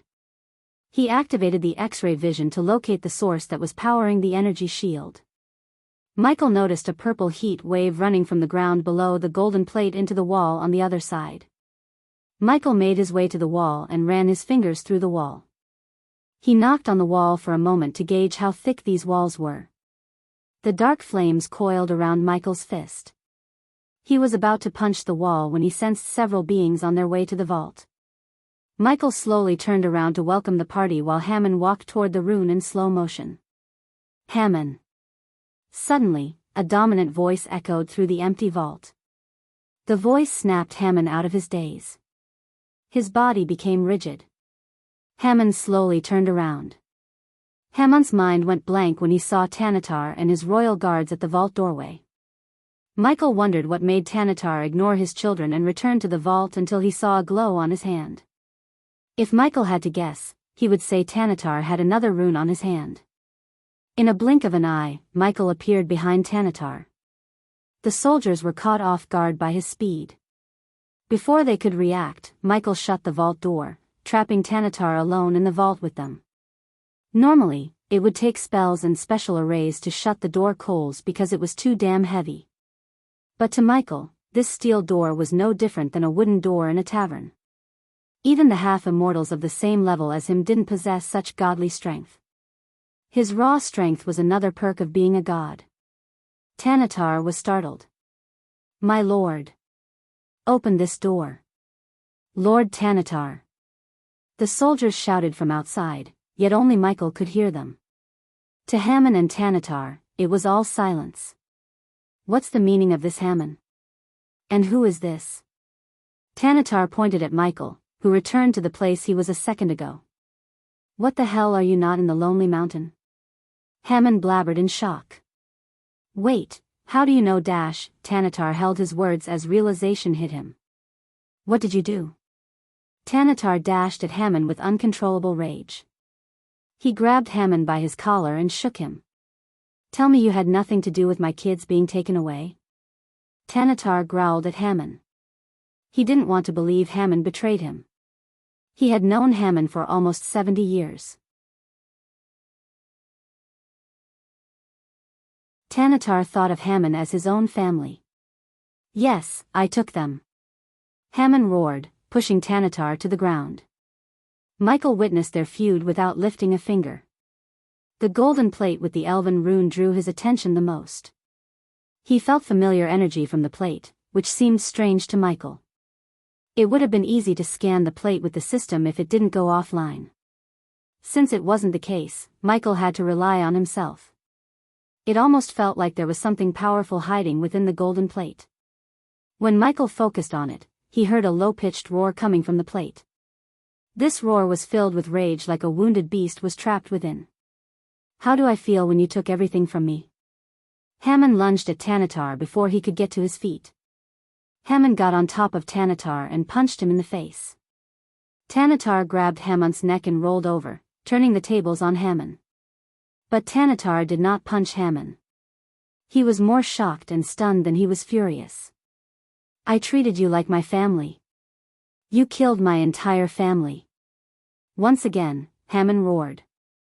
He scratched Tanatar's hands, tearing his robes. "Okay, I had enough." Michael rolled his eyes. He just waved his hand as Hammond and Tanatar blasted away from each other. They hit the walls opposite each other. They tried to free themselves, but a powerful invisible force held them to the wall. "You have to listen to Hammond's story first," Michael said to Tanatar. Michael flicked his wrist as Tanatar couldn't open his mouth. He felt like an invisible hand keeping his mouth shut. "Hammond, tell him what he did to you.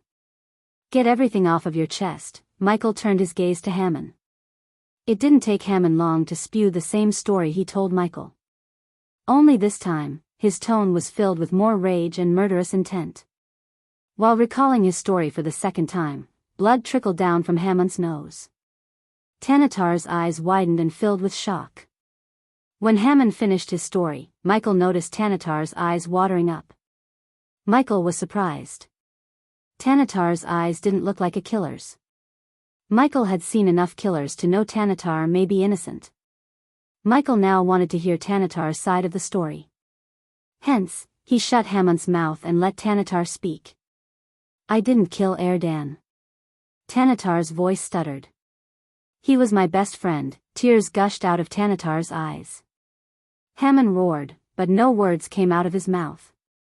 He gave this elven rune to protect it because he suspected someone was planning to steal it and use it for nefarious purposes, Tanatar sobbed.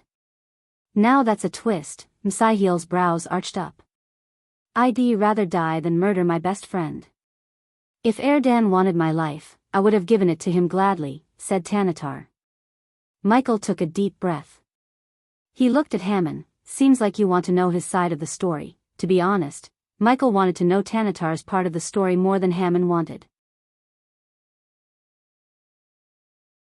He spent a year in the Enrich family as Elmer, so Michael felt a little bit of compassion toward the Enrich family. At the same time, he felt Hammond's actions were somewhat justifiable after learning what Tanatar did to Hamlet's. However, Michael's thoughts changed when Tanatar completely denied killing Erdan Hamlet and stealing the elven rune. "Your kids are safe. Just tell him your side of the story," Michael said to Tanatar. Tanatar believed this complete stranger for some reason. After taking a few deep breaths, Tanatar began to tell what happened between Erdan and him before he departed for Ar from the Azer continent. Tanatar's story completely contradicted Hammond's part of the story. According to him, Erdan Hamlet, the house head of the Hamlet family, asked Tanatar to take the elven rune and leave for the Ar continent. He suspected someone within the Hamlet family was planning to take the elven rune and present it to none other than the Dark Lord himself. It was shocking, to say the least. Michael was caught off guard. Initially, Tanatar refused to do that, but Erdan insisted, giving him no choice. As a lonely adventurer, Tanatar had no family then. So he agreed to take the elven rune away to save Erdan's family. But he never thought his entire family would be wiped out by a plague that only affected the hamlets. Even after founding the Enrich family, Tanatar did not stop looking for survivors. Unfortunately, he found no one and concluded the entire hamlet family was wiped out. So someone from the order was living with the hamlets, Michael sighed. He knew he or she probably died from the strange sickness that hit hamlets. But Michael couldn't figure out how Erdan learned about the order members' plan. Michael refused to believe they were sloppy enough to let Erdan learn about their plan. The members of the order were extremely cautious and cunning. They survived centuries without being discovered by the Guardian Guild or the Sky Hall. So how could Erdan, a mere lord of a family, find them? Something told Michael there was more to the story than Hammond and Tanatar told him. Unfortunately, Michael doubted either of them knew the full story behind Erdan's decision.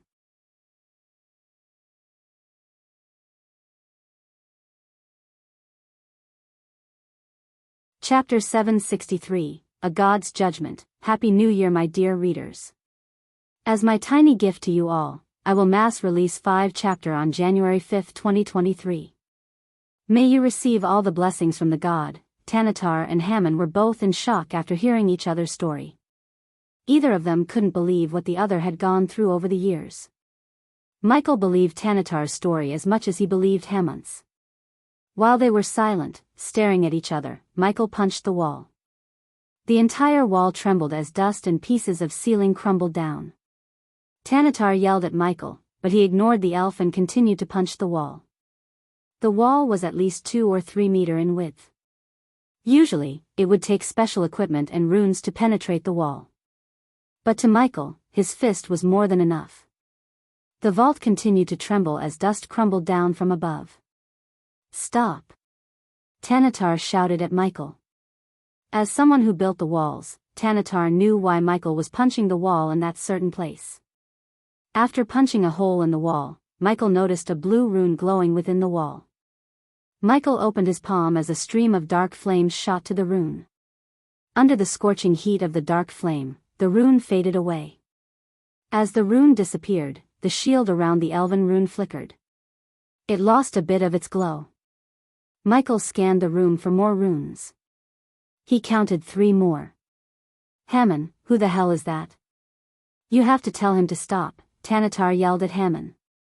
I can't, Hammond shook his head. Hammond's mind was in a mess. After hearing Tanatar's story, everything he believed turned out to be false. At that moment, Hammond's entire life felt pointless. He couldn't care less about the elven rune. Meanwhile, Michael reached another wall and started punching it like before. The soldiers tried to break the vault door from outside. Michael heard them yell at each other, trying to force their way in using siege machines. Once again, Michael saw a rune within the wall. He simply destroyed the rune with his dark flames.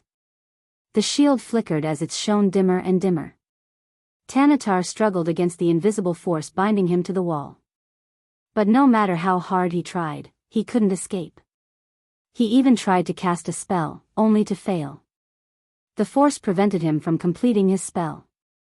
Michael, on the other hand, completely ignored Tanatar and Hammond. When Michael started to punch the wall covering the last rune, Tanatar screamed at him as loud as he could. Michael created a hole deep enough to explode the rune with a couple of punches. His fist turned blood red.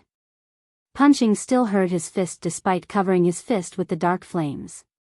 If anyone else tried to punch the wall, they would have ended up with a broken hand. The final rune glimmered with a tinge of crimson red. Just like before, Michael destroyed the rune with his dark flames. The black flames coiled around the rune like a snake and vaporized it. At last, the shield covering the golden plate with the elven rune fell down on the ground. Michael made his way to the golden plate and picked it up from the ground. The golden plate pulsated with strange energy. Suddenly, a powerful blast of grayish energy blasted Michael away. Michael was caught off guard. He flew onto the wall behind him and hit it with a loud thud. His hands went numb. Michael quickly picked himself up to see a strand of purplish flame seep out of the golden plate. A primordial flame, the flame glowed brighter and brighter. To Michael's surprise, the flames formed a creepy smiley face in the air. As though the dark flames had some kind of hostility toward the strange primordial flame, the dark flames shot out of Michael's body. The dark flames produced an otherworldly hissing sound. Michael felt like the two flames wanted to kill each other. He could literally feel the dark flames' hatred toward this new primordial flame. Michael dashed at the purple flame to absorb it somehow. However, the purple flames lashed at Michael. He quickly jumped, flipping in the air to avoid the flame waves. He immediately cast Silenes to slow the time around him. He wanted to catch the purple flame. However, the primordial flame did not get affected by the spell. Its shot flew above, penetrating through the ceiling as though it was made of foam. Michael landed right above the hole. He looked up at the hole to see nothing but the sky. The primordial flame penetrated through the manor and flew away. Damn its system, Michael cursed the system. If it was online, Michael could have absorbed the primordial flames. Since the primordial flames would choose its host as a sentient being, Michael had a feeling the flames were on their way to finding a suitable host. What the fuck was a primordial flame doing inside this? Michael picked up the golden plate with the elven rune on it. After the primordial flame escaped, the elven rune did not pulsate any powerful energy waves. Michael put the elven rune inside his space ring before turning his gaze back at Hammond and Tanatar. Did you know what that was? Michael asked them. They looked just as confused as Michael. He sighed. He walked toward Hammond. He was telling the truth. The flame you saw had powerful energy radiation. Your family spent years in this radiation. So when he took the golden plate with these flames trapped within, the energy radiation disappeared. Your bodies and souls couldn't adapt to living without this energy radiation. Hence, the sickness. Simply put, the real culprit is the flames trapped within the golden plate, Michael explained to Hammond. However, Hammond's eyes glimmered with doubt. It made sense. After all, Hammond spent his entire life believing Tanatar betrayed him and his family. That kind of hatred wouldn't go away so easily with a few words. You lost a family long ago but gained a new one here. There is no reason for you to seek revenge anymore, said Michael. Normally, Michael would avoid giving advice or putting his nose into someone else's business. But Michael lived with Hammond and the Enrich family for a year. He had a soft spot for them. Unlike Maxim and his family, Tanatar did no wrong to Hammond. Michael wished Hammond to embrace his new life and let go of the pointless anger. Judging by Tanatar's look in his eyes, he was willing to forget and forgive what Hammond did. The question was, will Hammond change? Michael waved his hands as both Tanatar and Hammond fell from the wall. They breathed heavily. Michael turned his gaze toward Tanatar. I will take the elven rune from you, said Michael. You can't. Give it back. Tanatar dashed at Michael without a second thought. Michael simply raised his hand, sending a wave of wind to knock out Tanatar. The gust of wind blasted Tanatar onto the wall. Tanatar growled in pain. He even coughed up blood. If Michael didn't hold back his power, a simple wave of wind could have killed Tanatar. After purifying his body with pills and potions refined by him, his power skyrocketed. It even freaked out Michael. He actually had to hold back most of the time to avoid accidentally killing his foes. Hammond didn't lift a finger. Michael saw the lingering hatred in Hammond's eyes and sighed inside. P1E's visit N0VE1B, in. Don't do anything stupid, Tanatar. I can take this rune and go away peacefully, or take it after I slaughter your entire family. The choice is yours. Lightning bolts crackled around Michael's wrist. The mere mention of Tanatar's family made him back off. This elven rune was a burden for both of you. Be glad I am taking it off your hands. Don't make me kill you all, Michael threatened Tanatar. The aura Michael released made Tanatar tremble in fear. Not a single word escaped the elf's mouth. Meanwhile, Hammond stood there like a statue waiting for the Dark Lord to leave. Hammond, Michael turned his head. He looked at Michael but avoided direct eye contact. Suddenly, Michael grabbed Hammond and lifted him off by his neck. Tanatar's heart skipped a beat. He dashed at Michael. Let him go. Tanatar yanked Michael's hands. Should I kill him for you, Hammond? Michael asked Hammond. When Tanatar heard these words, he stepped back from Sihil in fear. Hammond did not answer Michael right away. Instead, he took a few moments and hesitated to say no. Some people never let go. Michael threw Hammond away. Michael simply pointed his finger as a golden lightning bolt shot out of his fingertip. In a blink of an eye, the lightning bolt went straight through Hammond's head. Since Hammond was too weak, his entire body exploded into a red mist in the air. The blood splattered across the room, painting the walls and floor red. Tanatar's mind went blank. Not a single piece of flesh hit the ground. Blood slowly trickled down from the ceiling. After the red mist settled down, Tanatar came to his senses. Why did you kill him? Tanatar growled at Michael. Before Tanatar could do something stupid, Sihil flicked his wrist, keeping Tanatar still. His hatred for you and your family runs too deep. Sooner or later, he might have flipped and killed you all. I killed him so you won't have to. He could have changed. He just needed time, Tanatar shouted at Michael. His eyes turned blood red due to all the suppressed rage and fury. Life is not rainbows and unicorns, Tanatar. If he did change, which I don't believe he would, you would all be a family again. But what if he didn't? What if he still wants to hurt you? Then, you won't have a family to be together with, said Michael. Tanatar shook his head. It wasn't your call. Who are you to decide whether he lives or not? You are not a god. Tanatar shouted as loud as he could. I am, Michael simply said. He didn't bother wasting his time explaining it to Tanatar. The elf may have held a grudge against him, but Michael knew he had done the right thing. Over the past year, the Enrich family treated him like he was their own. Michael felt grateful toward them. He just settled his debt by ensuring the Enrich family's survival.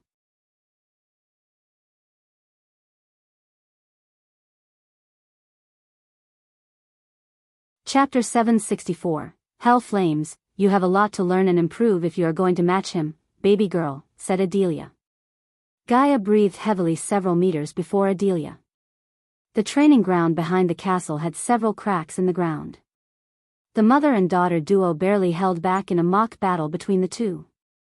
Although Gaia used almost all her power, she couldn't defeat her mother. No one can match him. He is a god, Gaia growled. That's not an excuse. He wasn't always the god. He trained and fought hard to get to this point, said Adelia. Nightmare and Vidora gawked at Adelia and Gaia. They missed having a bowl of popcorn and snacks to watch them bicker and fight. Nightmare laughed, seeing Gaia getting her ass kicked by her mother. In the Dark Army, only Adelia could defeat Gaia in a battle. Even when Adelia suppressed her cultivation to match Gaia, she still defeated Gaia without breaking a sweat. I trained him. Well, mostly, Gaia rolled her eyes. Why don't you challenge him to a duel when he returns? Asked Gaia. It'd be a great motivation for me to see you get defeated for once. You want your mother to fight the Dark Lord? I never thought you had a grudge against me, Adelia sighed. Gaia sighed and threw the sword in her hand. It's not like that, mother, Gaia gently smiled. Gaia was about to go to her mother and embrace her when a bolt of lightning hit the training ground. Gaia and Adelia were startled by the sudden lightning bolt strike. To their surprise, they saw Michael where the lightning had just struck. How are my two favorite ladies in the world? Asked Michael as they all dashed at Michael. Nightmare shrunk himself and leaped onto him with Vidora. Nightmare and Vidora showered Michael with wet kisses. It had been a year since they saw Michael. Michael rubbed their chin as he turned his gaze toward Gaia. He opened his arms, waiting for her to embrace him tightly. Gaia hugged him as her face lit up with joy. She buried her head in his chest like a little girl. For a few moments, Michael stayed in this group hug. "I missed you, bastard," Gaia purred. "What do you mean, miss me?" "We just met a week ago," Gaia smiled. Even though Michael pretended to be Elmer and the Genrick family, he occasionally met Gaia by teleporting to the floating mountain in the dark ocean. He was grateful that the runic teleportation worked while the system was offline. "Shut up for a moment," Gaia punched him in the chest and dragged this lovely moment as long as she could. Finally, after a minute or two, Adelia cleared her throat to disband the hug. She knelt down to pay her respect when she saw the Dark Lord's gaze fall on her. "You don't have to do this." "We are family," said Michael. Vidora jumped onto Michael's shoulder. After a year, Vidora and Nightmare both grew in size and power. They were just a few months of cultivation away from reaching the fusion stage. "I swore to serve you as your servant long before you met Gaia, my lord. So it's my duty to bow my head and kneel down," said Adelia. "Oh, come on, mother. Don't make him pull ranks on you and order you not to do this," Gaia rolled her eyes. "You can do this until we get married.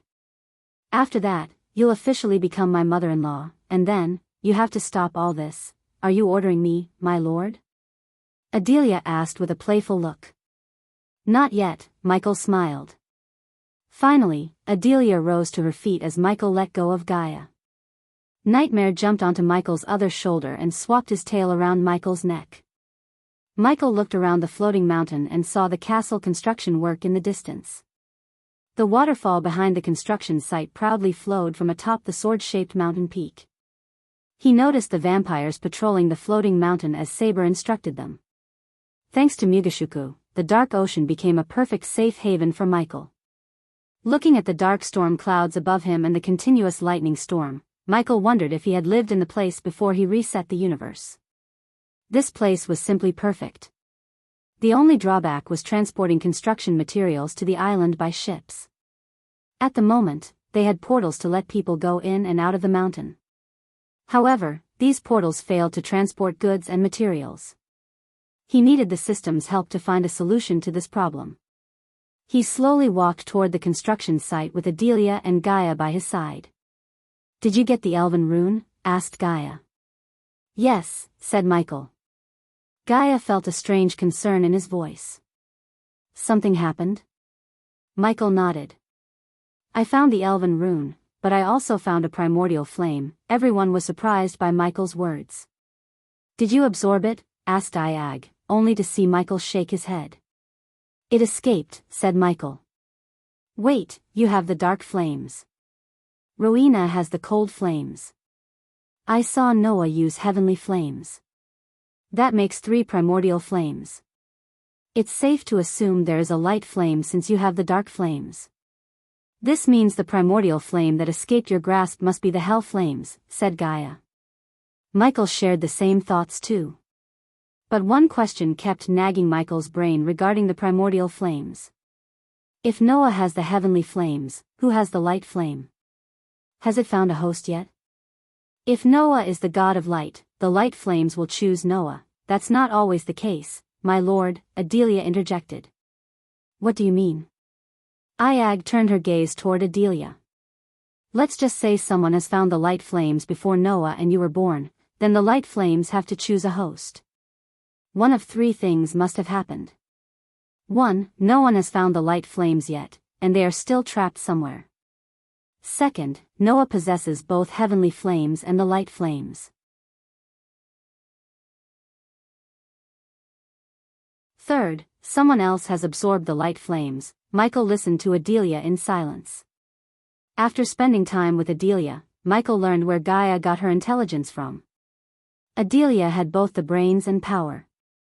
A deadly combination. He hadn't seen her fight with his own eyes, but he knew everyone in his army feared Adelia as much as they feared Gaia. "How's your search for the arrows going?" asked Michael. When Adelia first came to the mountain, she already had 1 god-killing arrow. Ever since then, Michael ordered her to find more of these arrows. Apparently, the system level was too low to find more of these arrows. Hence, Michael had to rely on old methods. P1E's visit N0VE1B, in. Michael didn't know there were a total of 7 arrows in total. Noah had already found one, and thanks to Adelia, Michael had one. Which meant there were 5 more arrows yet to be found. Michael knew whoever held these arrows would have the ultimate power. Michael wanted them to be with him if these arrows could kill a god. But finding these arrows proved to be extremely difficult. Michael assigned the task to his best and most powerful subordinate, Adelia Ashton. Michael didn't trust anyone with the arrow he had in the space ring, not even Ellider. Instead, he waited for the system to come online so he could learn more about these arrows. Not a single day passed without Michael cursing the system for being offline for such a long time. In fact, he actually missed the system's snarky comments more than he missed its power. I might have found a clue about the next arrow. But I need some time, said Adelia. Saber contributed the most to Adelia's search for these arrows. The elder vampire was extremely resourceful and had contacts almost everywhere. Thanks to him, Adelia received a tip about an ancient artifact in a place called the Devil's Pit. Unfortunately, the place was crawling with guardians. Hence, Adelia was still planning to explore the place without alerting the guardians. Now that the Dark Lord was here, she could ask for his help. Whatever you need, I am here, said Michael. I have a surprise for you. Gaia wanted to take Michael's mind off things like the god-killing arrows and wanted to lighten up his mood. She had the perfect gift for him to make him smile.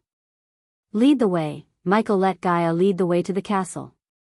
Eventually, they all reached the construction site where several dwarves and orcs worked.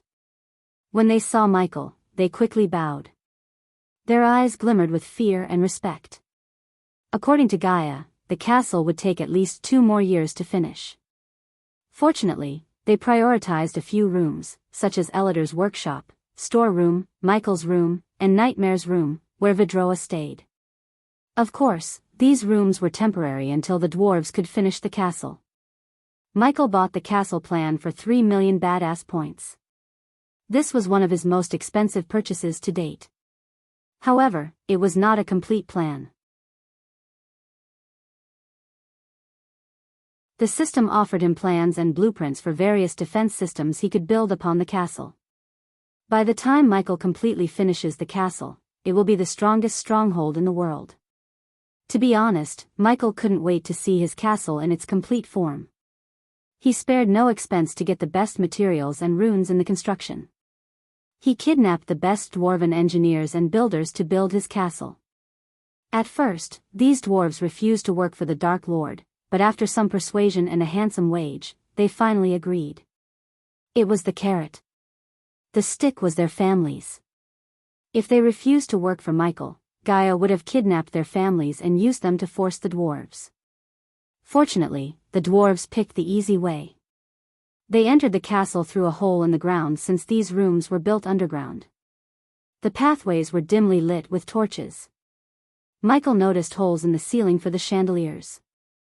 Oh, I forgot to mention, I called everyone in the order to have a meeting, said Gaia. They'd be here in a few hours. Good, Michael appreciated Gaia's initiative with a nod.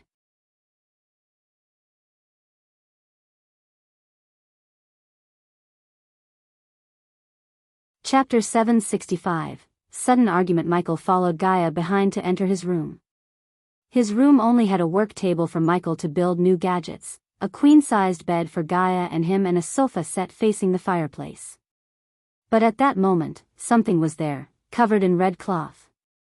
Michael felt powerful energy pulses from whatever was inside the red cloth. Although Michael knew what's inside. Yet Michael pretended he had no clue just for her happiness. She walked toward the thing with a dramatic walk. Are you ready? Asked Gaia. Surprise me, said Michael. She slowly lifted off the red cloth, revealing a dark metal plate. Tiny bolts of black lightning crackled around the metal piece. Michael could hear the electricity buzzing. It felt like the metal piece was calling for Michael. The tiny lightning bolts reached out for Michael. Is this one of the armor pieces you were talking about? Sarba asked. Vidora and Nightmare felt terrified by the sheer amount of energy they felt from the armor piece. A pity this was just a piece of the whole Dark Lord armor. Michael reached out to touch the armor.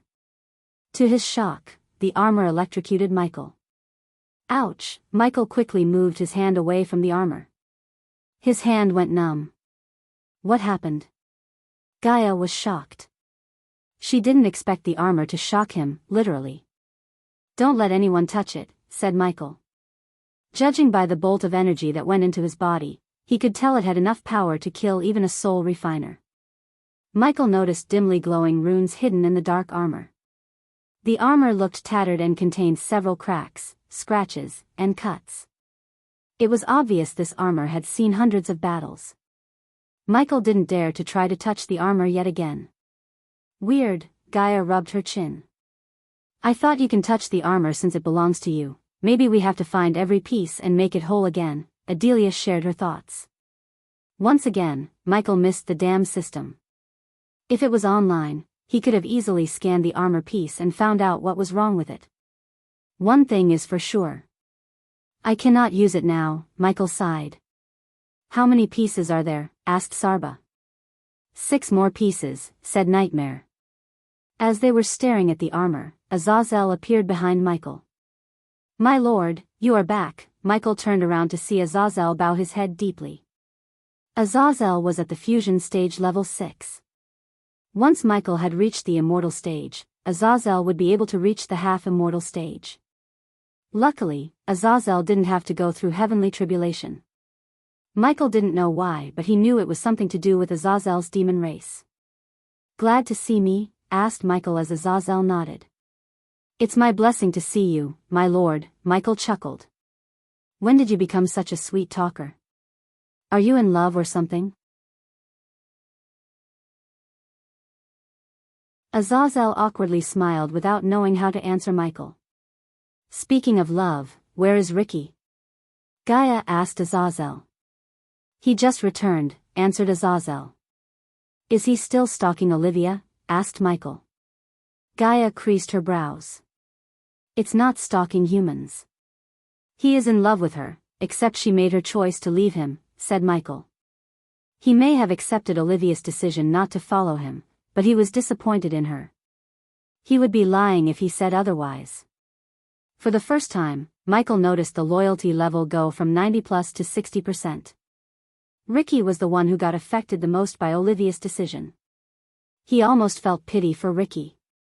Gaia even asked Ricky to go with Olivia, but Ricky respectfully refused to leave the Dark Lord's side. Who knew the gate guards Michael met at Rivertown would be willing to give their lives for him? Certainly not Michael. They even brought their families with them and put them in Giselle. With Caius' aid, their families lived comfortably under the Dark Lord's protection. So what? He still loves her, and I know she loves him too, Gaia argued with Michael. Seeing her bicker with the Dark Lord himself made Adelia chuckle inside. Even before the marriage, she started to act like an angry waifu. So you're telling me she's with Ricky? Michael calmly asked Gaia. No, then she doesn't love him enough, said Michael. As soon as Gaia heard these words, her eyes glimmered with anger. Are you messing with me right now? She growled. We should go. Adelia grabbed Nightmare and Vidora from Michael's shoulders. Hey, let us go. It's getting good, Iag hissed at Adelia. Azazel followed Adelia behind and closed the door on his way out. Nope, Michael shook his head. Like any man in the world, Michael failed to comprehend Gaia's thoughts. He might be a god, but he still lacked the power to understand a woman completely. You are being a complete asshole, Michael, said Gaia. She seldom addressed Michael by his first name. But whenever she did, she was furious at Michael. Okay, I am confused. What does Olivia leaving Ricky have anything to do with me? She made her choice, it has everything to do with you. He chose loyalty over love because of you, the Dark Lord. You can't blame Olivia. Not everyone will follow you without a second thought, Gaia growled. Everyone thought Gaia was cold, but in reality, she cared about all the subordinates. Ever since Olivia left Ricky, she has been watching over Ricky by keeping him busy. Although Gaia knew of Ricky's secret visit to Olivia, she allowed him, hoping Olivia would change her mind and accept Ricky. As a queen, it was in her blood to care for her subjects. On the other hand, Michael barely lifted a finger. As far as he was concerned, Olivia made her choice, and Ricky had to accept her decision and move on. I cannot force her to follow me either. She made her choice and should be grateful that I didn't end her life by leaving my side after everything I had done for her, said Michael. Why are you suddenly being so strange? Asked Michael. I am not being strange. I just can't believe you think you are completely blameless in Ricky's case, so what do you want me to do? Go to Olivia and force her to come with me? No, Gaia shook her head. How about you start giving a shit about Ricky and his feelings? For God's sake, he left the love of his life for you. The least you can do is accept you had a hand in the mess, Gaia raised her voice. And how dare you call his love stalking? What if I left you? Will you give a shit or let me go? Gaia punched Michael in the shoulder. Finally, Michael started to grasp where the anger was coming from. To be honest, Michael didn't know what to do if Gaia left him. However, he wouldn't cry or destroy himself like many for sure. Instead of worrying about what he would do after she left him, Michael would ensure she didn't leave him. First, you won't leave me, and I won't let you. Second of all, we are not them. We don't have any secrets between us, except one that I told you not to ask me about, Michael said, gently wrapping his arm around her shoulder. He noticed Gaia rolling the engagement ring on her finger. You cannot compare us with other couples. Didn't I tell you Ricky could go with Olivia if he wished to? Both Ricky and Olivia made their choices. We cannot force Olivia to be with Ricky. And you are right, Michael took a deep breath. They broke up because of me. Michael saw no advantage in keep denying it or arguing with her. Gaia's actions made him realize she was mad at him. To be honest, she was right to be so.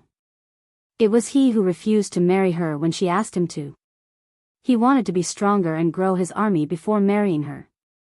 It was bad enough that he refused to have any kids anytime soon, but postponing the marriage was just crossing Gaia's patience. Now he realized Gaia had taken the rejection badly. Michael was too busy to care about her feelings, which Michael regretted. P1E's visit N0VE1B, in T, and I am not going to make any more excuses. I will marry you in 6 months. On the same day, I met you first, Michael said. He didn't take this decision on the fly or to calm her down but with his whole heart. He dragged the marriage thing long enough. Granted, Michael promised her to give the throne of Nagaland before the marriage, but Gaia wasn't interested in the throne anymore. She realized she could rule the entire world from Michael's side. Why did she have to settle for one kingdom when she could rule the entire world? Besides, Gaia wanted to marry Michael more than anything in the world. She wanted to be his side, not as the Dark Queen but as his wife. Gaia was startled by his words. Her eyes glimmered with joy and shock. Before she could say something, Michael locked his lips with her. He didn't want to argue anymore. He swooped Gaia from the ground and moved to the bed. A few hours later, Michael exited his room wearing his Dark Lord armor. Gaia quickly tied her hair and followed him behind to the meeting hall. Michael promised Gaia when the time comes, he would talk to Olivia and explain things better to her for Ricky's sake. They patched things up on the bed and returned to their normal selves. Eventually, after navigating through the dark pathways, Michael and Gaia reached the meeting hall. He heard people buzzing inside. Michael waited outside for a moment before opening the door. Unlike before, Michael did not wear any mask to hide his face. Even after a year, showing his true self to others felt weird. He took a deep breath and finally opened the door. Inside the hall, everyone turned their gazes to the door. The entire hall fell silent as soon as they laid their eyes on him. Every one of his subordinates attended the meeting as they were ordered to. My lord, Azazel came to Michael's side. Everyone is here, my lord, said Azazel. We shall start then, said Gaia.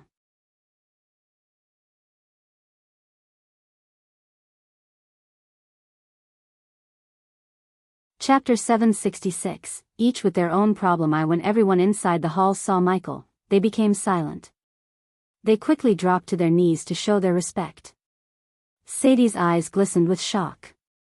She still couldn't believe Ghost was the Dark Lord all this time, and she shared the bed with the Dark Lord himself. Thinking about that, she both felt terrified and funny. Michael made his way to the long table in the center. His throne, made of skull and bones, was located in the front beside Gaia's throne. Michael sat on his throne, putting one leg atop another. Take your seats, said Gaia before sitting beside Michael. All of Michael's subordinates took their seats. They looked a bit scared more than usual, seeing Michael almost after a year. Every single one of them heard what had transpired on the Ithilien island. Just like the rest of the world, they were scared too. After all, Michael slaughtered half immortals and immortals as though they were nothing. To this date, Michael received badass points whenever someone gets afraid of what Michael did at Ithilien. It passively generated Michael with badass points. In addition to Michael's subordinates, he noticed a few new faces.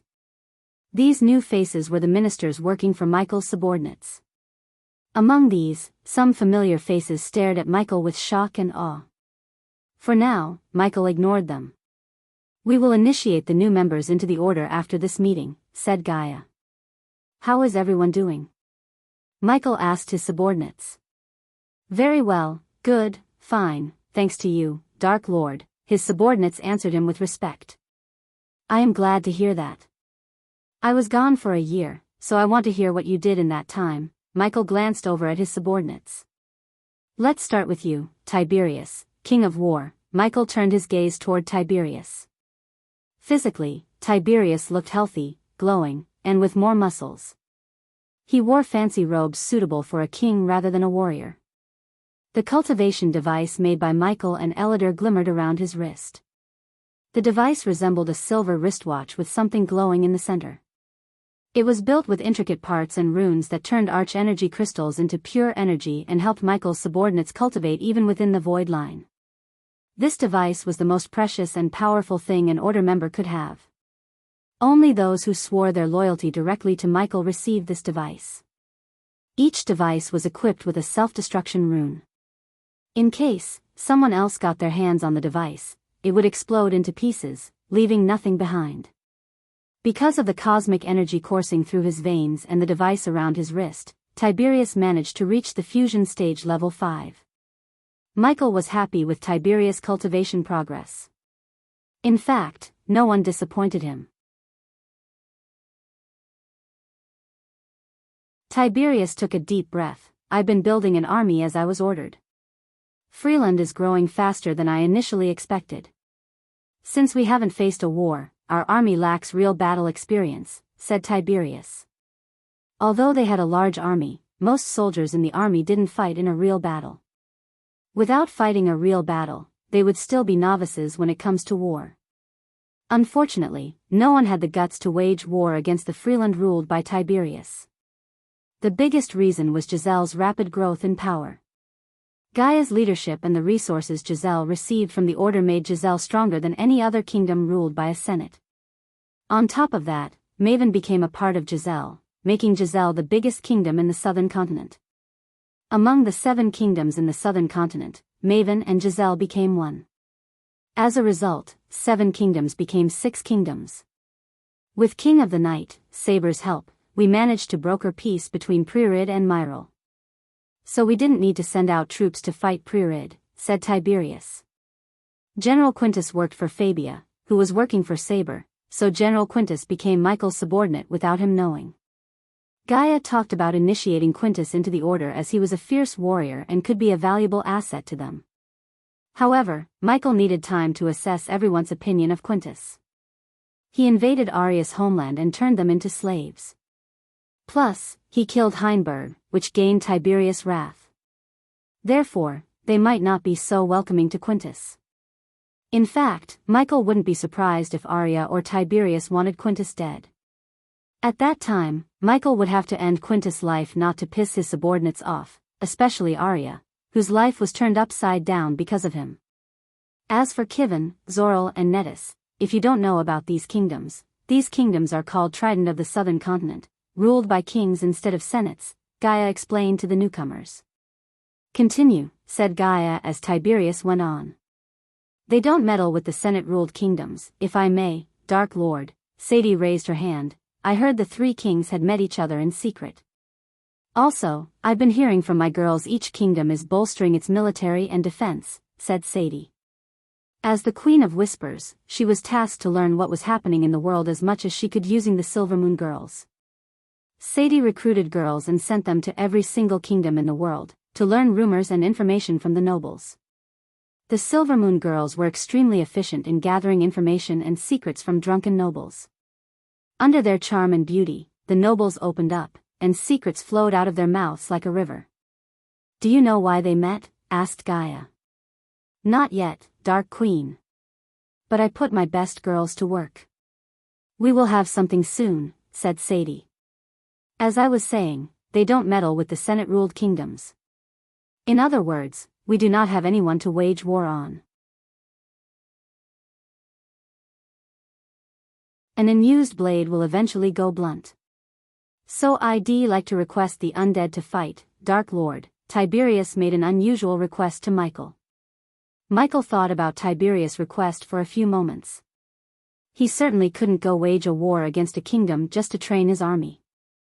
Even if the three kingdoms were bolstering their defense and army, it wasn't enough to wage war against them. Sometimes, they might do this because of Michael's existence in the southern continent. Dalar, Michael turned his gaze toward the orc at the table. I can definitely spare some undead for training, Dark Lord. But where do I send them? We cannot let the world see our undead, said Dalar. Cover them with armor, Michael simply said. Michael remembered Gaia's words about getting them a dedicated pocket dimension for their army to enter and train. Unfortunately, creating a pocket dimension was not that easy, even for a 6-star runemaster. Once again, the system could solve this problem if it didn't go offline. But for now, covering the undead with armor had to do. That's all for my part, Dark Lord, said Tiberius. Give a report about the army to her later, said Michael as Tiberius nodded. After Tiberius finished his report, Michael turned his gaze toward Corey.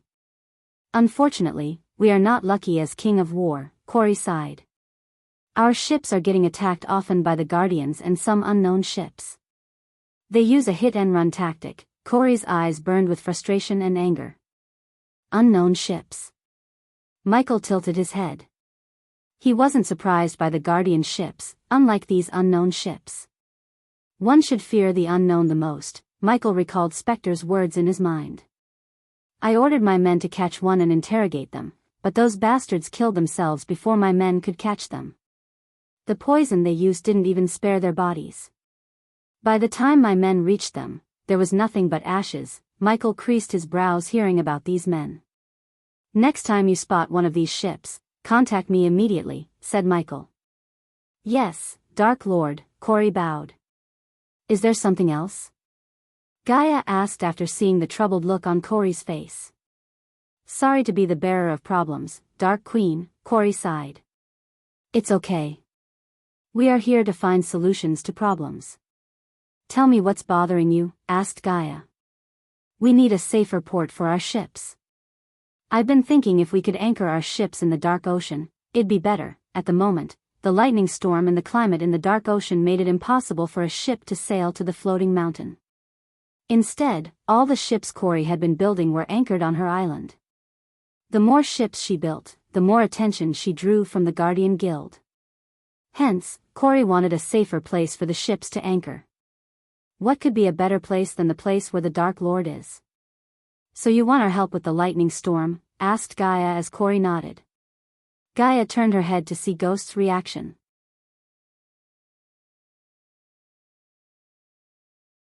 He remained as calm as ever. After a while, he opened his mouth. For a while, keep the ships on your island. I will tell you when to sail in when the right time comes, said Michael.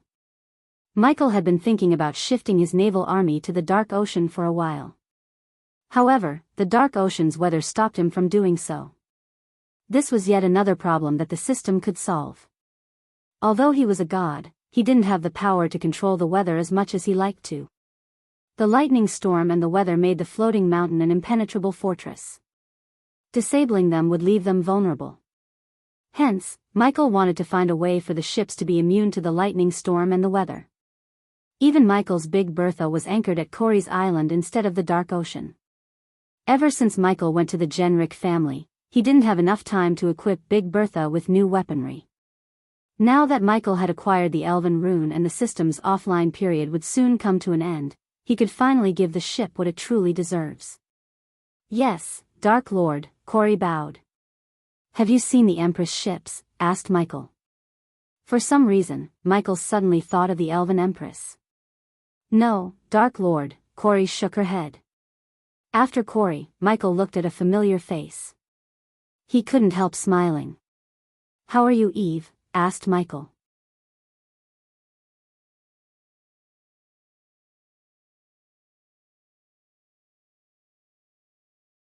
Chapter 767, each with their own problem too. Eve would have hugged him tight if it wasn't for the crowd around her.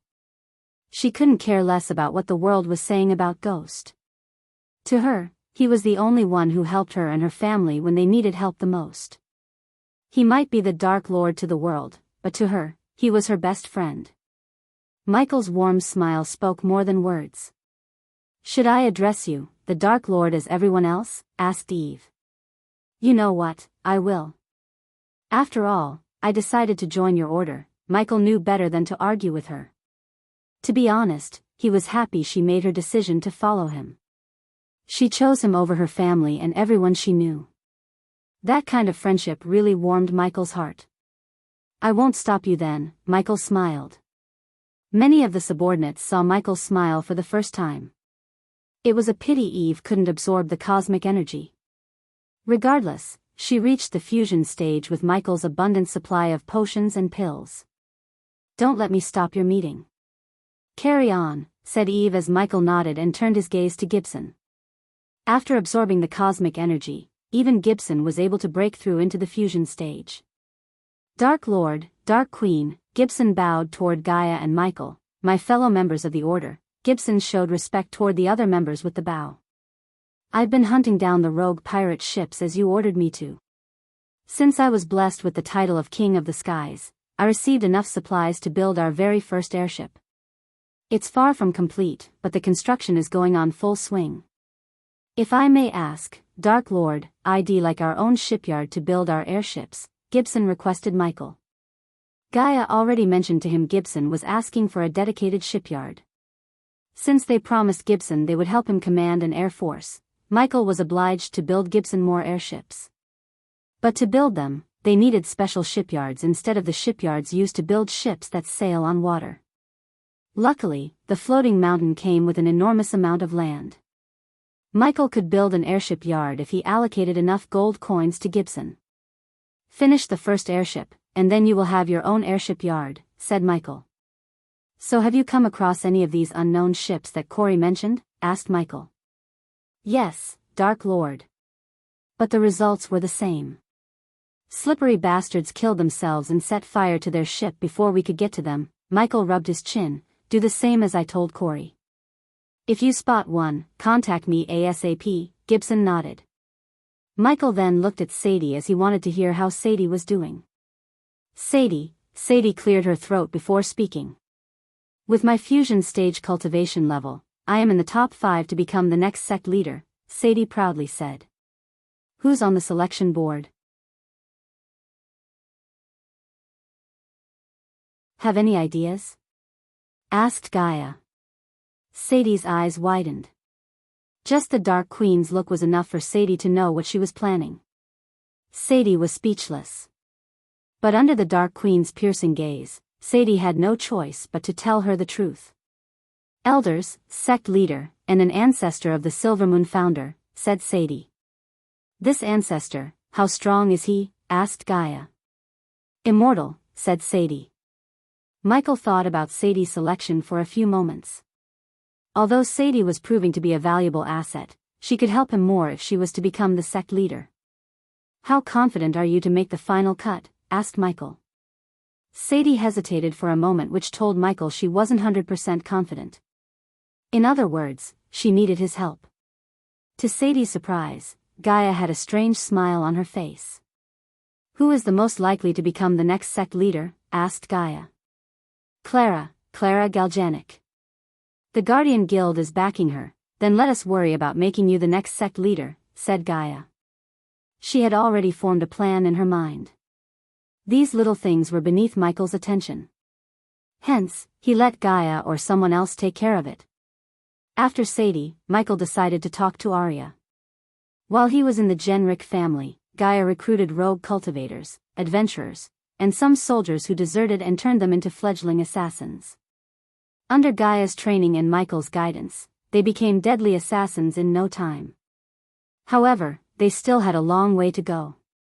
These recruits were put under Arya and functioned as the new assassin guild. Whenever a member of the order needed someone out of their way, they just had to contact Arya, and she would take care of the rest. If she was tasked to kill someone stronger than her, then she would request Gaia's aid. Until now, Arya had never failed a contract put on someone. "I have almost nothing to report, Dark Lord," said Arya. It wasn't a surprise since Arya was tasked to search and kill. Most of the time, she would be in the floating mountain, training with her team.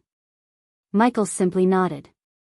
Now that he had returned, Michael allocated some time to train Arya to make her a better assassin. After Arya, Dalar began to report to Michael. "I am currently working on transforming a typical undead into an alpha undead. Thanks to the King of War and King of the Southern Continent, I've been getting an ample supply of criminals," Dalar said with a devilish grin. As he said, Tiberius and Caius secretly teleported criminals and scumbags in the Southern Continent to the crypt, where Dalar transformed them into undead. With the vampires and their blood samples, Dalar was on the verge of creating a new breed of undead. Unfortunately, he needed more resources, such as gold coins and runes from Elidar. His research was like a black hole that kept sucking gold coins more and more. Anyone would have stopped funding Dalar a long time ago. However, Gaia saw potential in his research. Hence, she kept funding their research.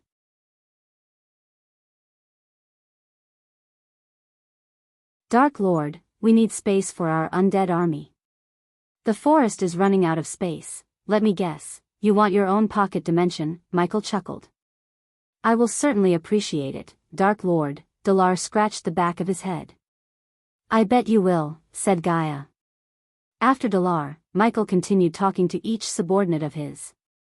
They all had their own needs and requests except Maxine. She had state-of-the-art mining equipment to mine arch-energy crystals. With Mugashuka's blessing, they mined deeper into Stormville Mountain. Every shipment was directly teleported to the Dark Ocean via a portal. Titus and Optimus established a store that deals in information. They used the store to buy and sell information. It wasn't a new idea in this world. For instance, Lord Information dealt exclusively with information. Titus and Optimus were interested in information regarding special items, artifacts, and powerful objects. They also made connections throughout Elon and Azer to acquire rare goods for the Order. Michael spent almost 2 hours with his subordinates. After the meeting, Gaia went to another hall to initiate new members into the Order, including Eve. While she was with the new recruits, Michael headed outside, looking for someone. When he reached outside, he leaped into the air. In a few blinks of an eye, Michael reached the top of the waterfall. Unlike the first time he came, now the place was littered with colorful flowers and plants. The air smelled lilac and roses. He walked along the stream, enjoying the fragrance in the air. Eventually, Michael reached a tiny pond surrounded by red orchids. He saw a little girl meditating before the pond. Her ears slightly twitched after hearing Michael's footsteps. The little girl abruptly opened her eyes. Michael patiently waited for her to turn around. "Brother Ghost!" the little girl shouted with pure joy. She hopped toward Michael like a bunny and crashed into him. Cindy, Michael lifted the girl by her arms and kissed her soft bubbly cheek. She showered Michael with kisses.